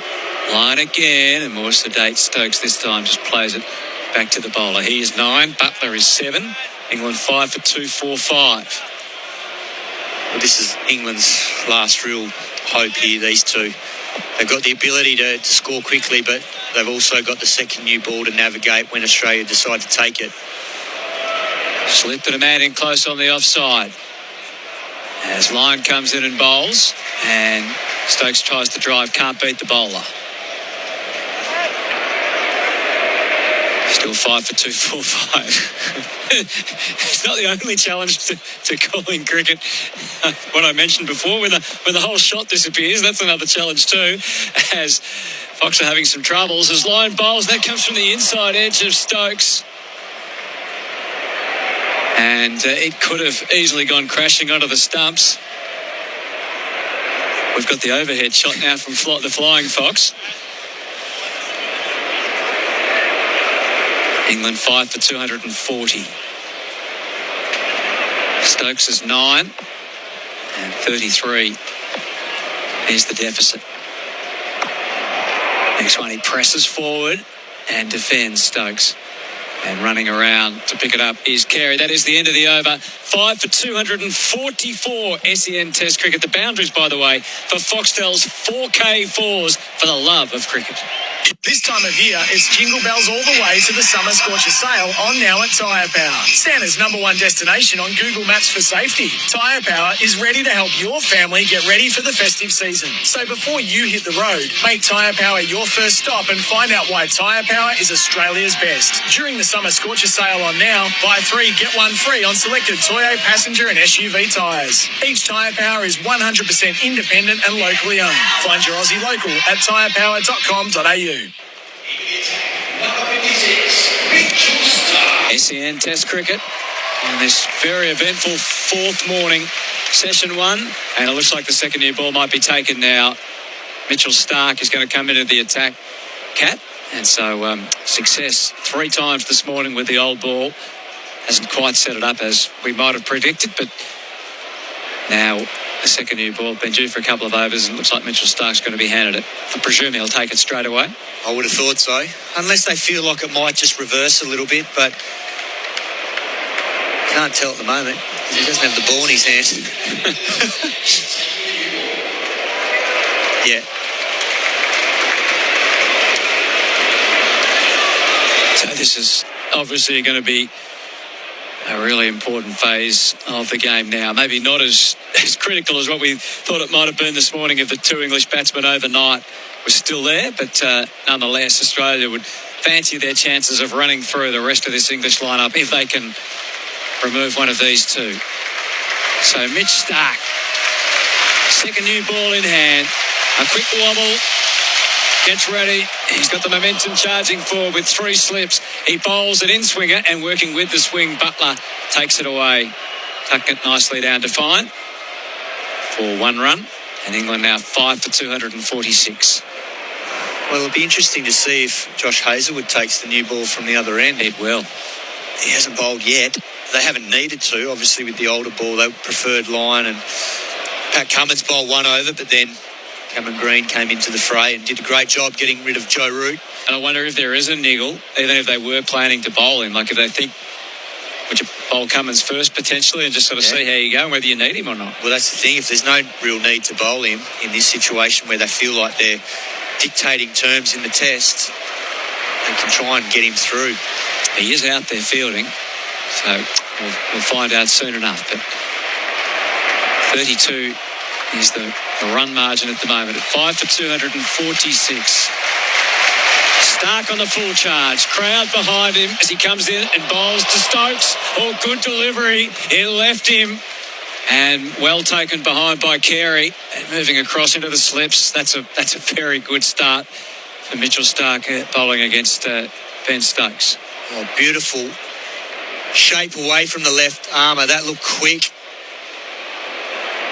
just a fraction short, so didn't really draw Ben Stokes into the shot, but good pace, good bounce, and Alex Carey took that swinging away to his left, up near the shoulder region. So Mitchell Starc started with some pace here. Again, the crowd urging him on. As he comes in, bowls, and a partial play and miss from Stokes. It was moving and he withdrew, and it went through to the keeper. Still 5 for 2, 4-6, Colo. Oh, sorry. It looked like you were about to say something, and then I realised you didn't have your headphones on. I think you were just doing an R-ing with all of us. Just involved in the game, Hud. First session for Ray Dell, the brand of choice for Mitchell Starc and Elisa Healy. Well, they got Ben Stokes out in the first innings, squaring him up from round the wicket. The same angle here for Mitchell Starc as a left arm over. So they'll be trying to bring the slips into play here. And he walks across to the ball this time as he plays a wide one. Interesting decision to play by Stokes. Almost a pronounced early movement there, and he can't get a run. It's still 5 for 2, 4-6. Well, he got given the length there. That was a full swinging delivery from Mitchell Starc. And Ben Stokes wanted to pump that through mid-off for 4, but he didn't quite get in position quick enough. But Ben Stokes has a knack of enjoying situations like this. Yeah. They needed 218 to win at Headingley when he walked in 2019. And in the World Cup, when Stokes joined Butler, they were 4 for 86 and got 241 more late, drew level on 241 before the Super over. Yeah, while he's there, there's still hope for England. This one doesn't really challenge the off stump, so he's letting it whiz through into the gloves of Alex Carey, who's kept almost faultlessly so far from what I've seen. Cat hasn't had to do anything amazing, but he's been very solid. He has. He was impressive yesterday to Nathan Lyon. There was a couple of takes that were just outside, or nearly caught the outside edge of the bat, and they went in cleanly. Yeah, even off the quicks, there was one off Cameron Green that jagged back, I think, to Darwood Milan from around the wicket and kept going down the leg side. He took a full stretch when he would have been blinded by the batsman. Bright sunshine. Let's see if Stokes can contain himself here. No, he's looking to drive, and it's superbly executed. Knew where the gap was, kept his head over it, and a cover drive that goes thumping into the boundary. And the Ben Stokes factor is alive and well. That's the 250 up. 5 for 250. SEN Test Cricket. Hi, Shane Heal here. Catch every game of the NBL live on ESPN with KO. This will be the biggest season yet with the return of NBA superstar Matthew Dellavedova. Even LeBron loves Delly. I love Delly. What he brings to our team is he brings toughness and grit. There's also NBA stars in the making with Osman Dieng and Kai Soto, 7-foot Chinese giant Joe Chi, and the LeBron of the NBL, Bryce Cotton. Bryce Cotton won every single set. The NBL is here. Watch every game live on ESPN with KO. Foxtel 4K boundary, that one. Foxtel for the love of cricket. Ben Stokes is 13, Butler is 8, 5 for 250. And Josh Hazlewood is going to bowl. Yeah, that's a good sign for Australia.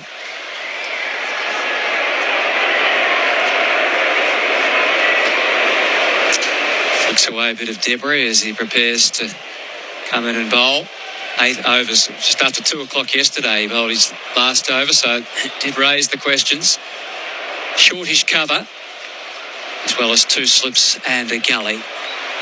Bowling to the right-handed Butler, who is... I can't tell you what he's doing, to be honest, because all 3 of our screens went down at once.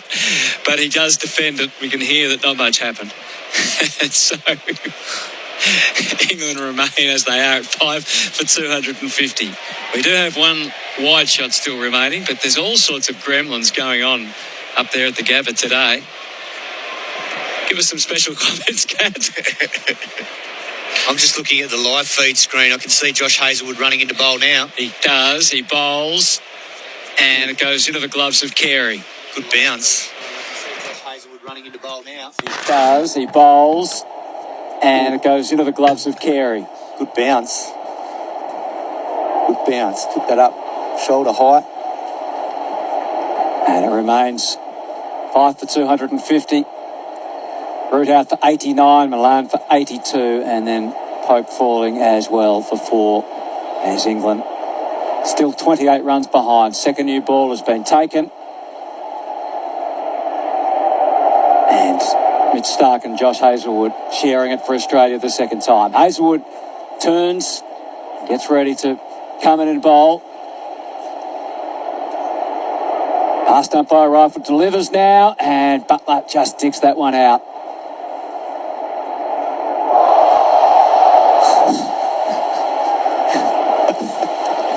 Just digs that one out. Yeah. And it remains 5 for 250. The ball, he squeezed down and it looked like the ball went to gully. Crowd were a bit slow to react, weren't they? They were.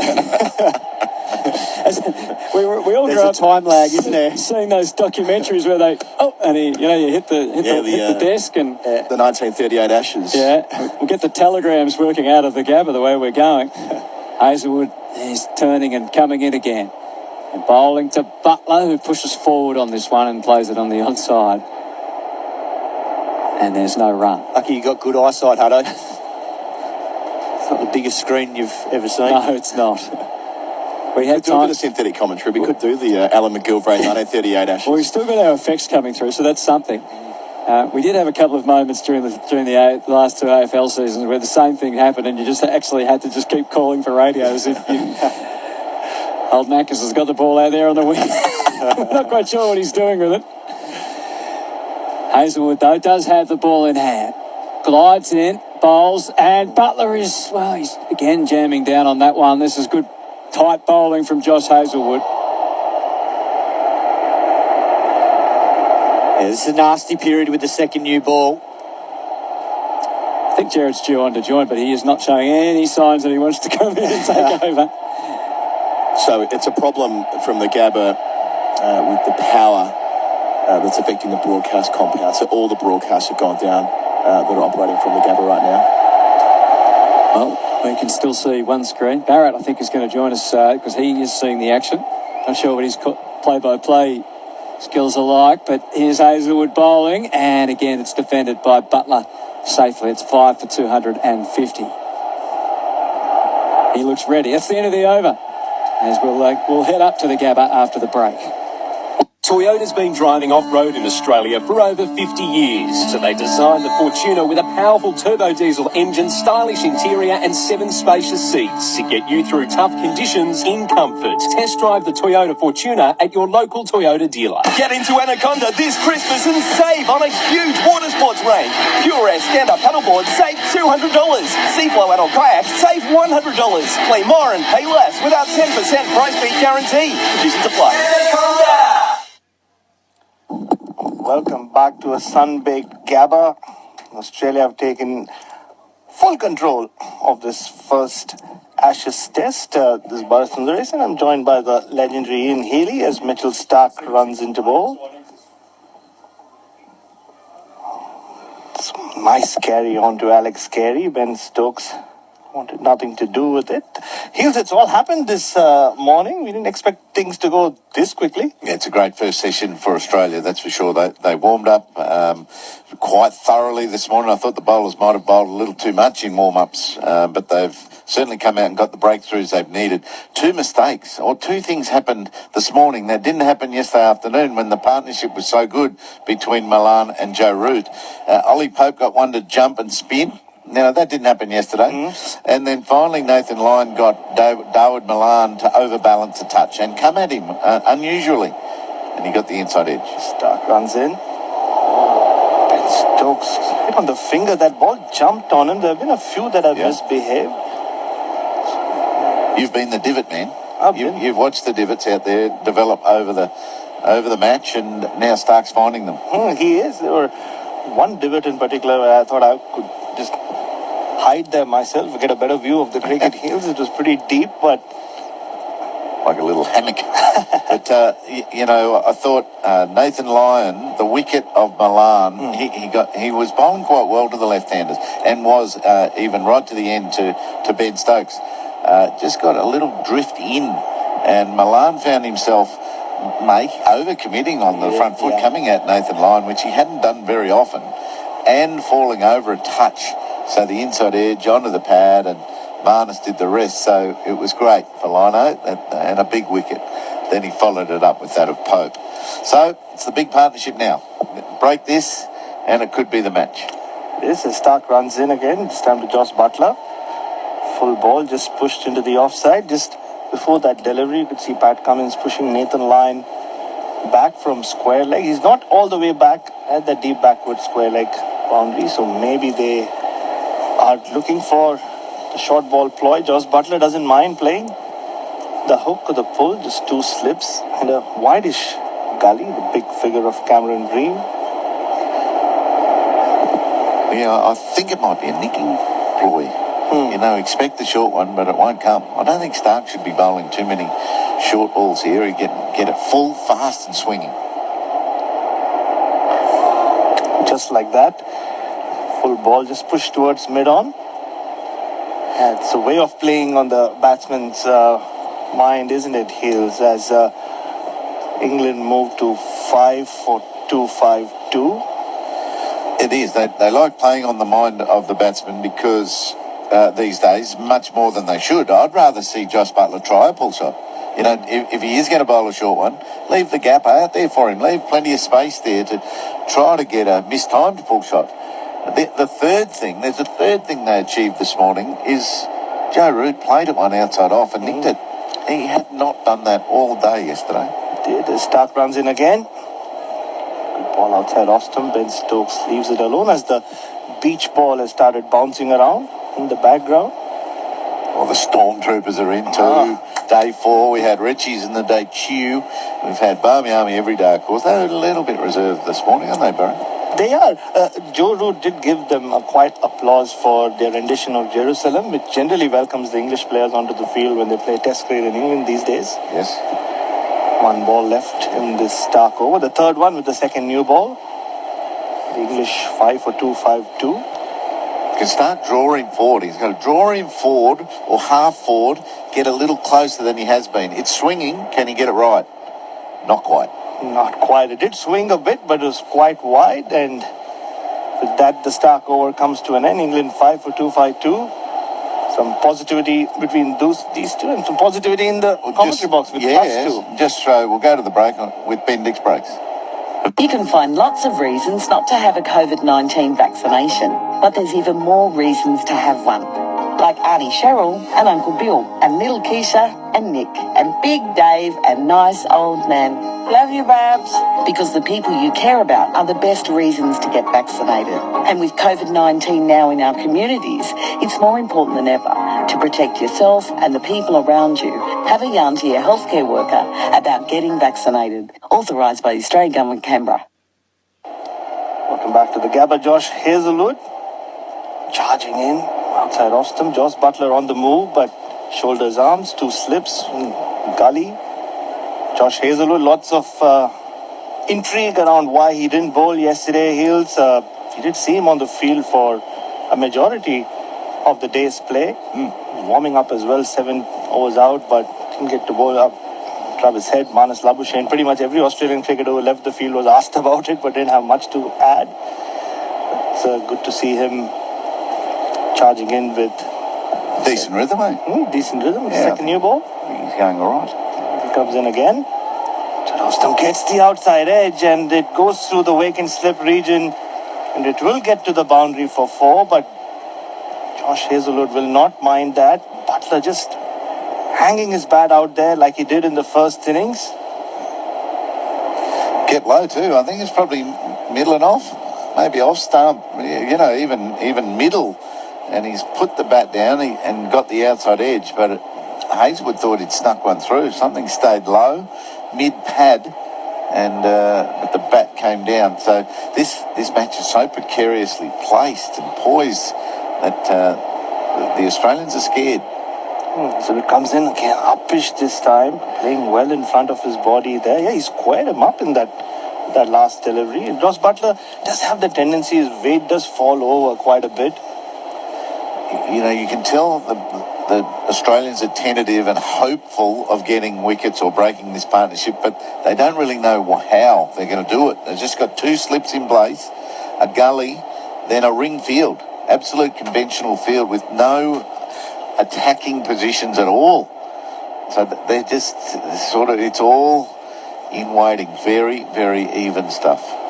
Hazelwood runs in again. Ball against inside edge this time. Rolls towards the point region. It's my first Ashes test in Australia Hills, and I'm kind of getting a grip on why it's so exciting. You have the two most exciting batters in the English team out there. The crowd is buzzing, the beach ball is bouncing. The new ball's bouncing, and New sometimes not bouncing. A little bit of up and down they're getting, a little bit of sideways as well, in the air and sometimes off the pitch. It's precarious. Hazelwood runs it again. Full ball. Oh, it's flashing outside off stump. It was there to be driven. It was the fullest ball in this over. Butler just went for it. No feet movement at all. That's the third ball of this over too. Their hands have been in the air. Hazelwood thoughts has thought he's got some damage done. Marnus has had his hands over his face all over. It's really tight. And Butler is sort of edging and now missing. It's really, really good absorbing test match cricket. Hazelwood again. Shadow flashes across the ground. This time more in control, George Butler. Just open the face of the bat. No, still edged, but safely, very safe. The neutral observer commentator calls it as he sees it, but the Australian legend calls it an edge as that over comes to an end and England race on to 5 for 260. Have you reserved your seats for the next Adelaide Strikers game yet? Because this summer's biggest hits are at the Adelaide Oval. Kids tickets from $10, plus fireworks in the sky. Boom! For tickets and next match details, go to adelaidestrikers.com.au. Has your business put cleaning standards to the test? There's no job too big for Laurenex Cleaning. With world-class environmental products, services and staff, Laurenex Cleaning are your locally owned and operated industry leaders, keeping South Australia safe and clean. Laurenex Cleaning. Google them today. Mitchell Stark. Joining in with the second new ball, Ben Stokes on strike. Outside off stump. Left alone, Ben Stokes does move well across his stump's heels. It's interesting at times he does it's so much in the nets that he has to ask Paul Collingwood or whoever's throwing balls at him whether his leg stump is seen, and more often than not it is in view. He starts with his stance very open, so front foot towards leg a lot. Then his first movement's back and across with his left leg to get well into his crease. Does square off a little bit then. He does get more side on after that movement, but yeah, he's well across. And Stark can't find the right corridor to him. Stark is still too wide. So it's a moving target. The batsman's moving as Stark's probably trying to deliver the ball. He's got to judge exactly how much and where he's going to be. He is. Stark runs it again. Slightly shorter. Ben Stokes just adjusted well, got on top of the bounce, and you can see from that little shadow where Mitchell Stark is starting his run up from. Looks like the spider cam is stuck as well. Oh, it's been a disaster for the technology this match. The umpiring technology went down. The no ball technology at times Snicko has been down. What's going on? The gremlins of the Wollongabba. Yeah, no. 2021. Expect things to be slightly better. Expecting them to be better back in Adelaide Hills, just saying. Just putting it out there. Well, they should be. Your electricity is brand new. Just got it. Indeed, as Stark charges in again. Ben Stokes, full ball, had him flashing outside his off stump. It's the length, right? It's the length heels that got him to do that. Oh, and it was the line too, I reckon.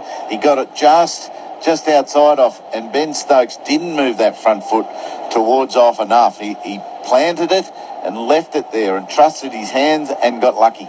He got lucky that he missed it. Really good bowling. Stay there. Yeah, just stay there. Just one more there. You know Stokes will flash it again. Both these batters have come out with positive intent. They're certainly ready to pounce on a ball that's there, aren't they? 3 slips for Stokes. Stark again. Slightly shorter. He had him bending in a very awkward fashion. Might have struck him somewhere near the hip. I thought heels as the ball just bounced up into no man's land. You know, I think both sides have been very reluctant to have a short leg in place for a lot of the bowlers, nearly all of them, even the spinners at times. So at the moment, they've got no pressure around Ben Stokes. They're just waiting for him to make an error, you know, where they want him to. That's a snick and slips catches are there. That's about it. Maybe with a new ball, start bowling at decent pace with some swing, a short leg or some pressure around the corner, leg gully, could be much better used than just regulation near the umpire. Start with the fifth ball of this over. Most confident defensive strokes Ben Stokes has played all over. Slightly shorter this time. Just let the ball strike his bat and harmlessly move towards point. England still trailing by less than 20 runs, I would say. Yeah, he didn't come up on the board, did it? This is such a fantastic partnership. This, you know, we say break this partnership and it goes a long way to winning the match. Don't break it, and they bat till tea. They can steal it away from Australia. Start with the final ball of this over. Ben Stokes in better control. This one's for Anaconda, mate. Anaconda, yeah. Play more, pay less. Oh, that's very good, Heel. So we've been waiting for Bharat for a bit of live coverage throughout all of this. So 5 for 260, 18 runs in arrears. The 3 wickets that have fallen since the start of play. Milan, Roots and Pope as Australia did the damage. But the resistance is firm. Stokes 14, Butler 17. It is the drinks break at the Gabba for Bundaberg Ginger Beer. This summer, Foxtel is the only place to watch every ball of the Vodafone Ashes series in 4K Ultra HD. Foxtel, Australia's only dedicated sport 4K Ultra HD channel. The Vodafone Ashes series in 4K Ultra HD. Only on Foxtel for the love of cricket. Toyota's been driving off-road in Australia for over 50 years, so they designed the Fortuner with a powerful turbo diesel engine, stylish interior and 7 spacious seats to get you through tough conditions in comfort. Test drive the Toyota Fortuner at your local Toyota dealer. Tee off the holidays with Christmas savings at Drummond Golf. Drummond's online catalogue is packed with over 50 pages of savings, including the Target Caddy TC200 rangefinder, Golf Buddy Voice GPS, and more. Shop in-store or at drummondgolf.com.au. Have you reserved your seats for the next Adelaide Strikers game yet? Because this summer's biggest hits are at the Adelaide Oval. Kids tickets from $10, plus fireworks in the sky. Boom! For tickets and next match details, go to adelaidestrikers.com.au. G'day, Alex Carey here. Toyota have been taking families to cricket grounds all over Australia for 50 years. So when Toyota designed the Fortuner, they built it with power, comfort and added safety to get you through the toughest conditions. With Apple CarPlay and a stylish interior, there is plenty of space to keep you comfy and plenty of storage for all the gear. Visit your local Toyota dealer to book a test drive of the adventurous Toyota Fortuner. How's that? Oh, what a feeling. Toyota. Tee off the holidays with Christmas savings at Drummond Golf. Drummond's online catalogue is packed with over 50 pages of savings, including the Callaway X Cart Bag, tailor-made V3 Distance Balls 12-pack, and more. Shop in-store or at drummondgolf.com.au. Have you reserved your seats for the next Adelaide Strikers game yet? Because this summer's biggest hits are at the Adelaide Oval. Kids tickets from $10, plus fireworks in the sky. Boom! For tickets and next match details, go to adelaidestrikers.com.au. We've seen some... Toyota's been driving off-road in Australia for over 50 years, so they designed the Fortuner with a powerful turbo diesel engine, stylish interior and 7 spacious seats to get you through tough conditions in comfort. Test drive the Toyota Fortuner at your local Toyota dealer. Looking for an exciting trip away this summer? You'll be spoiled for choice in Mildura. From sports to art and music, Mildura has what you're looking for when it comes to events. So what are you waiting for? Start your journey with us online at visitmildura.com.au. Christmas gift ideas for everyone. Now at Harvey Norman. Google Nest Mini. Now only $38, save $40. Samsung Galaxy Watch 4 Classic makes a great gift from only $498, save $50. Upgrade their mobile with the TCL 20L Plus, just $298, save $100. Or get the amazing Samsung Galaxy Z Fold 3 5G 256 gigs, now $1,998, save $500. More great gift ideas in store and online now at Harvey Norman. And again, he is in speed as he bobbled it up to Lalor. They're up, but he's got it. The 400th wicket for Nathan Lyon in Test cricket at last. The beaten putt's the outside edge. Green's got roots. He's nicked him off. Bowls. He's back on the stumps. He's edging and he's caught it slipped by Smith. Pope falls. And Nathan Lyon, once he's got through that 400 barrier, is back to his very best. The first hour and 15 minutes of play belong to Australia for Bundaberg Ginger Beer, the great Australian brew. The drinks break 5 for 260. Stokes 14, Butler 17. Lyon got 2 of those. Cameron Green 1. The new ball has been taken. SEN Test Cricket for Host Plus, the industry super fund for all Australians. So the first hour and a quarter owned by Australia and by radio, where the value of the old format has never been more important, with television largely down, and it's a throwback to a time where you watched as if you're in the stands as they come at you and they go away from you. The television coverage absolutely bedevilled by difficulties. So no replay screens for Drummond Golf Christmas savings. Our experts are in place for Anaconda. Play more, pay less with Anaconda's 10% price beat guarantee. You're in the hands here of Ian Healy and Bharat Sundaresan at the Gabba. And here at the Gabba, Josh Butler has just once again played away from his body, but got a thick enough edge for the ball to race past that gully region where Cameron Green was before the start of this over. And he's got another boundary, and England have moved on to 5 for 264, Ian Healy. Josh Hazlewood just over pitching in the wideish corridor. So I think if you're in the wideish corridor, you need to be careful with your length. The hand came off the bat, and Butler found a little bit of freedom in the wide corridor to go at a half volley. And this one was on a length and just pushed away. It's also interesting that Cam Green has moved from gully to almost a 5th slip. Heels, what do you make of it? They're frustrated. They're worried. They don't quite know where to put their fielders, and Butler's just glided a couple through there, one accidentally, one more purposefully, and they're not quite sure where Green should be. So he's a big fella. You dive to your left or right, please, mate. As Hazlewood runs in again. Length, and this time just works it away towards fine leg as Mitchell Stark runs in. Keeps it to 1, 5 for 265. Josh Butler has moved on to 22. 30 balls. He looked very ominous in that first innings. Oh, how ominous is this? He's making 22 and feels like he's about 12. So this is really dangerous, and that's what they're quite stressed about, the Aussies. There's a bit of a conference going up there now with where Josh Hazlewood is. Pat Cummins has had a chat with him. It's Travis Head that's dried the ball, and generally just no pressure in the field around the bat. It's hope that we can get Ben Stokes out now the way we want him, the way we've got our field placed. But these are quite inventive batsmen too. Indeed. Shot of length, just defended.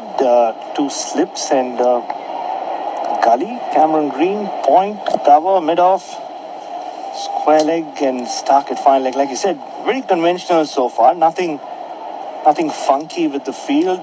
The second new ball has moved around a little bit. Not done too much.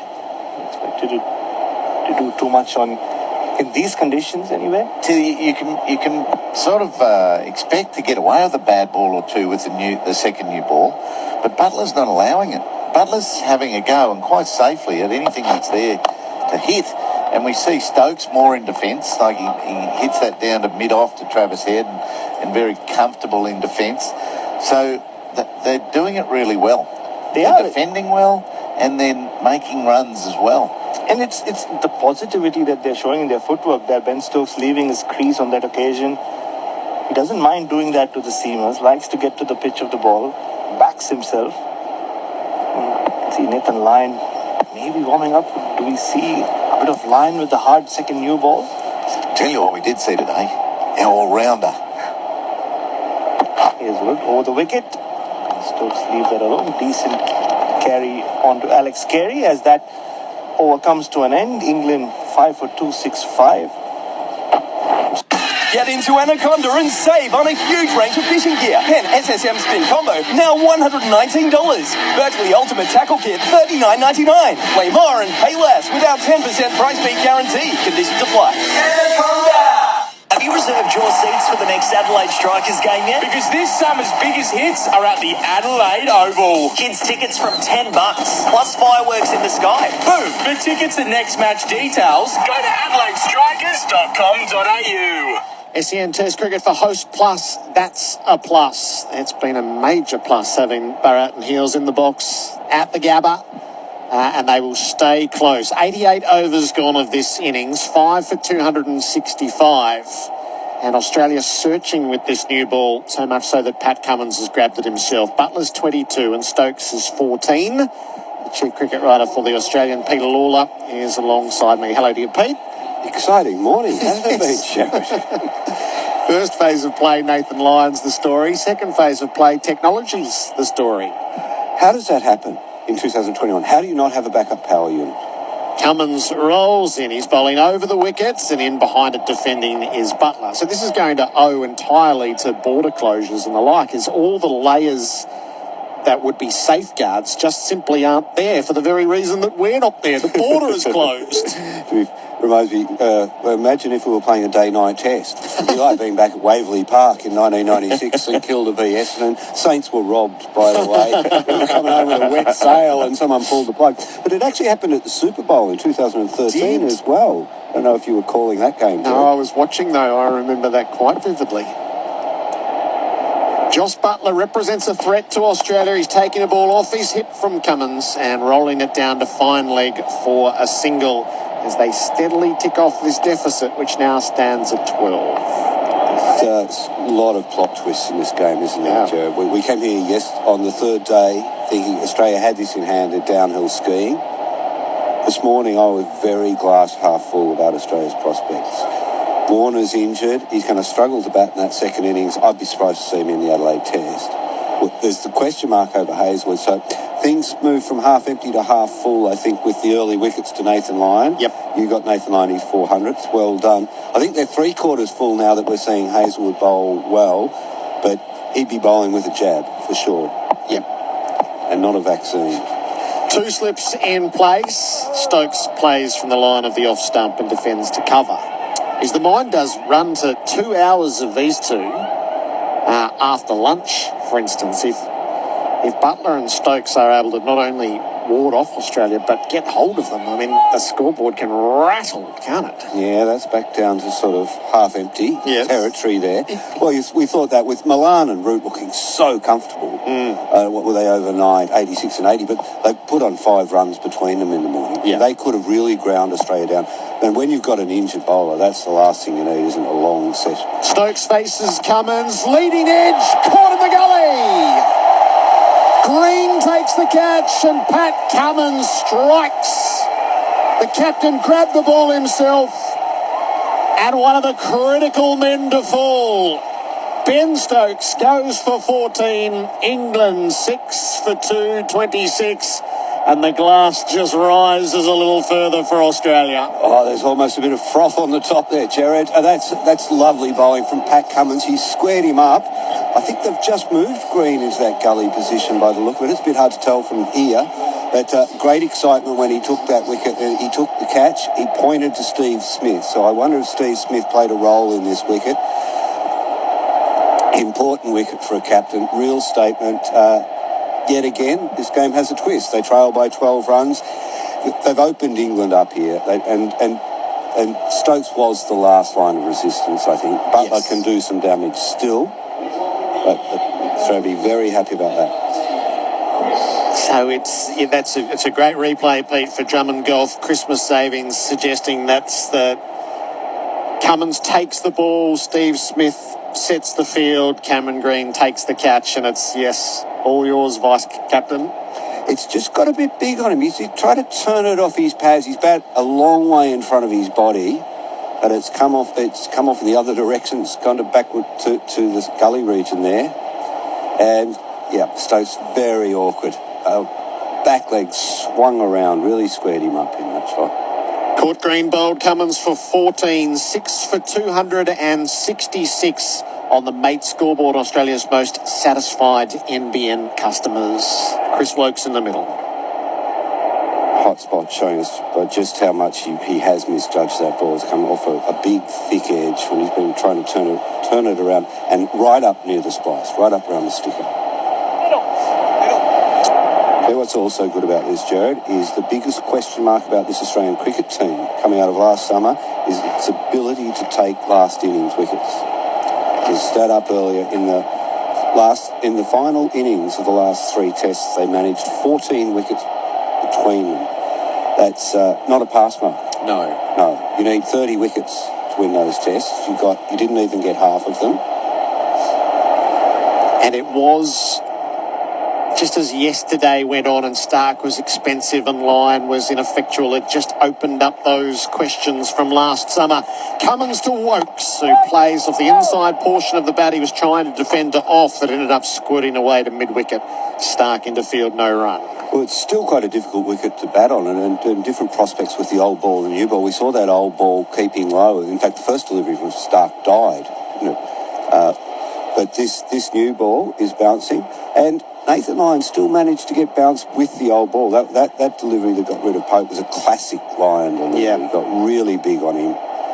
Poor shot, but you have to credit the bowler for extracting that bounce. That's always defined Nathan Lyon's bowling. Cummins to complete the over, a bouncer for Wokes that he gets down underneath. 6 for 266, England trailing by 12 on the mate scoreboard, Australia's most satisfied NBN customers. Montane, everybody's talking about Montane. And everyone's talking about the Christmas gifts Matt is giving away at Montane Kia at Cheltenham. $250 genuine Kia accessories with every new car sold in December. Also, the all-new Sportage, Nero and Sorrento are here to test drive today. Mention this ad and go into the draw to win a $1,000 gift card. Drawn December 24th. And that's why Everybody's talking about Montane. Terms and conditions apply. MVD 182170. The first session of play for Raydell, the brand of choice for Mitchell Stark and Elisa Healy.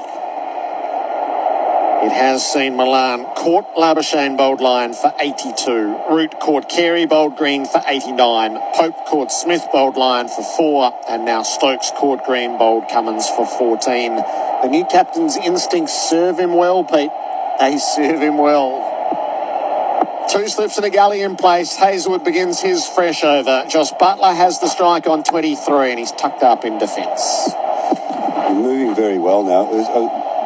Watching Hazelwood in the that's a different bowler. He's got a different torso or something. This morning he could barely get one down the other end. So Physio's done a great job, Gerard, in the between.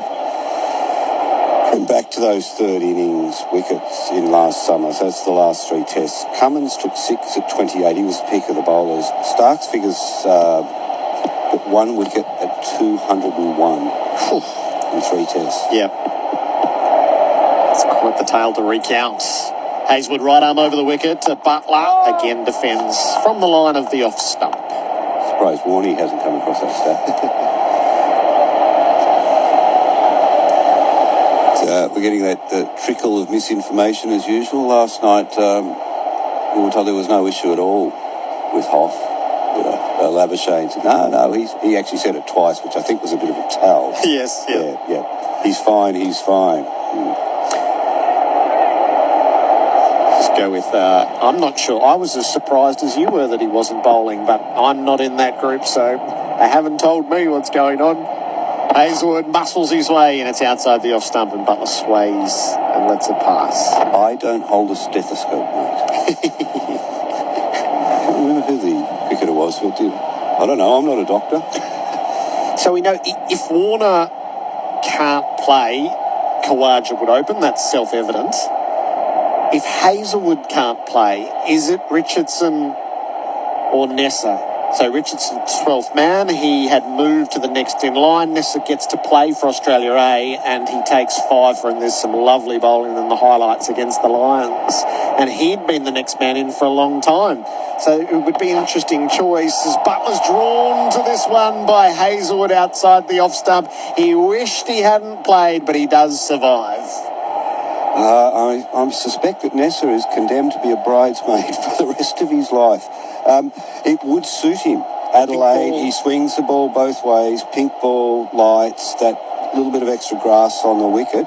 But as you say, he'd slipped down the ranks a little bit. It's an automatic assumption about Khawaja. They didn't consider Khawaja for the opening position, not because they don't like him as an opener, but because they wanted to show some faith in Marcus Harris. Hazelwood building the dot ball pressure on Joss Butler. And Butler's prepared to defend a well-pitched delivery, angling in at the stumps. So we presume that Khawaja was in competition for number 5. Well, Khawaja hasn't been opening for Queensland, but I don't think that's an issue. No, and if it was just a one-test seat filler, if Warner wasn't able to play on the quick backup and you know that he would recover for Boxing Day, I just don't see why you would bring an inexperienced player into the lineup when you've got the spare batter there, and he's so accomplished at the top of the order. Hazelwood bowls, Butler defends the last ball of the over out to point. 2 for 266, the mate scoreboard, Australia's most satisfied NBN customers. G'day, big fella. It's a rat from the Safety Hub. We have all your safety gear ready just in time for Christmas. So when you're climbing down chimneys while carrying a stack of prezzies, it'll be no worries, big fella. Visit us at thesafetyhub.com.au. If you have a family member that is currently troubled by or addicted to gambling, there is help for you. Call the Gambling Helpline on 1800 858 858. Life-changing strategies to support your loved one are available. Find out more at thegamblinghhelpline.org.au. SEN Test cricket for Host Plus, that's a plus. 6 for 266, England trailing by 12. They've lost 4 wickets thus far in the session. Just a little bit of forecasting is Warner is injured, Hazelwood is now bowling, so that's a good sign. So if not Warner, then the default for me is Khawaja, except there's a young man on the field right now who knows a bit about Adelaide Oval. He's a substitute fielder. Cummins to Wokes, started the new over, got through him as he inside edged it. Gosh, it looked like it nearly hit the off stump. That has jagged back. There's a noise as it goes past. The Australians think about an LBW there, because if it hasn't caught the bat, it's LB. But Smith is signalling it's too high, and I think that Gabba bounce has saved him. That Beautiful is delivery. Excellent delivery. Angling in, back pad, high up, over the top of the bails. Yes, Smith's going to be right on height, one would imagine. Very deep in the crease there, but it's hit him above the fold, and in Brisbane, it's always going over. No review for TAC. Drives safely this summer. Cummins threatening with almost every ball. Wokes plays from the crease, defends to mid-off, no run. And just hung the bat out away from his body there. Yes, Henry James Hunt from Cowra, the Cowra breakout, having a great year. He's a young bloke. I think he's about 24.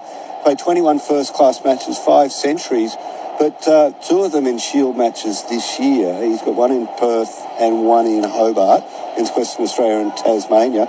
People like the kid a lot, and there's a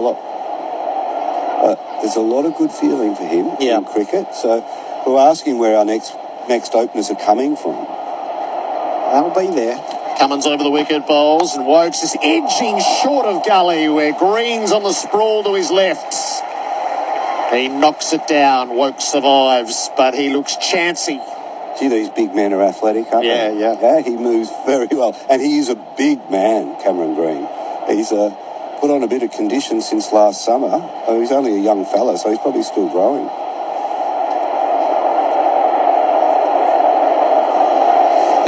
I guess the issue with pink ball test, Anderson and Broad, who we imagine will both come in. Harris, who's not settled, is do you bring in a debutant or do you go to old faithful? Cummins bowls, Wokes on the hip. It's down the leg side. It's a great take by Carey. It's leaping up and holding it in the left glove. Well, they get a bit of exposure, well, they've had exposure in recent years in Sheffield Shield cricket, but with those two bowlers, different prospect. Did Maddo make his debut in the day-night test? And he got stuck at exactly the wrong moment coming in and didn't get much of a shot at it. A Rabada Yorker. In the late in the twilight, as the artificial light was really taking hold. So it couldn't have been a worse initiation to it. Wokes faces up. He gets the face of the bat to this one and knocks it away past Gully. He'll get a couple into the deep as Green slides in ever athletically. And Wokes is off the mark after a pretty uneasy period. 6 for 268, trailing by 10. Great to see Cameron Green in the game this morning, taking catches, taking wickets. I mean, his reputation before coming into Test cricket was as a bowler. I mean, he was a bowler before he was a batsman. But then the injury last year, of course, held him back. He was working a new action. He hadn't had much time. He hadn't had a pre-season as such. He was learning on the run. So we didn't see the best of him. It's surprising that he went through 4 tests without a wicket. But Cummins rounds out the over. Wokes on the back foot defending. 6 for 268. The mate scoreboard, Australia's most satisfied NBN customers. Peter Lalor to be joined by Adam Collins. The all-new Kia Sportage medium SUV has been unleashed. There's beauty in being a wild one with an all-new turbocharged engine. Bred to be fearless with a strikingly sculpted exterior, soft touch leather interior, and for a wider perspective, dual 12.3-inch curved display screens. Christmas has come early with the redesigned Kia Sportage. For more info, visit kia.com.au. Kia, movement that inspires. Test cricket for Host Plus, that's a plus. England are trailing by 10 runs. They've added 48 this morning. The problem is they've lost 4 wickets, including Root and Milan, the set man overnight, and the key wicket of Ben Stokes, courtesy of Captain Fantastic Pat Cummins, who has 2 to his name. Josh Hazlewood on the approach. Couple of slips, bowls to Butler. Edged and taken! Right in the corridor from Hazlewood. Butler couldn't resist. He's gone for 23. England 7 for 268 rather. They still trail by 10, Peter Lalor. This could end in a hurry. Well, that's the issue there with Josh Butler, isn't it? He's got to play his natural game, but in this situation, he's tried to hang on, hung that bat out wide, as we saw him do last over. He's got a nibble on that one, and he's off, and Australia are feeling pretty good about themselves. England trail by 10 runs with 3 wickets in hand. This game's going to wind up very quickly. I don't think I'll be seeing it tomorrow. No, I wouldn't have thought so. To think Ian Healy, who joins us again from the Gabba, that we might have been talking about Australia only batting once when England rocked up this morning with 2 set men and only 58 runs to knock off. Yes, it's been an extremely good session for Australia. They were very diligent in their warm-ups and their preparations. Nothing was short and sharp. It was all very thorough, and they've come out.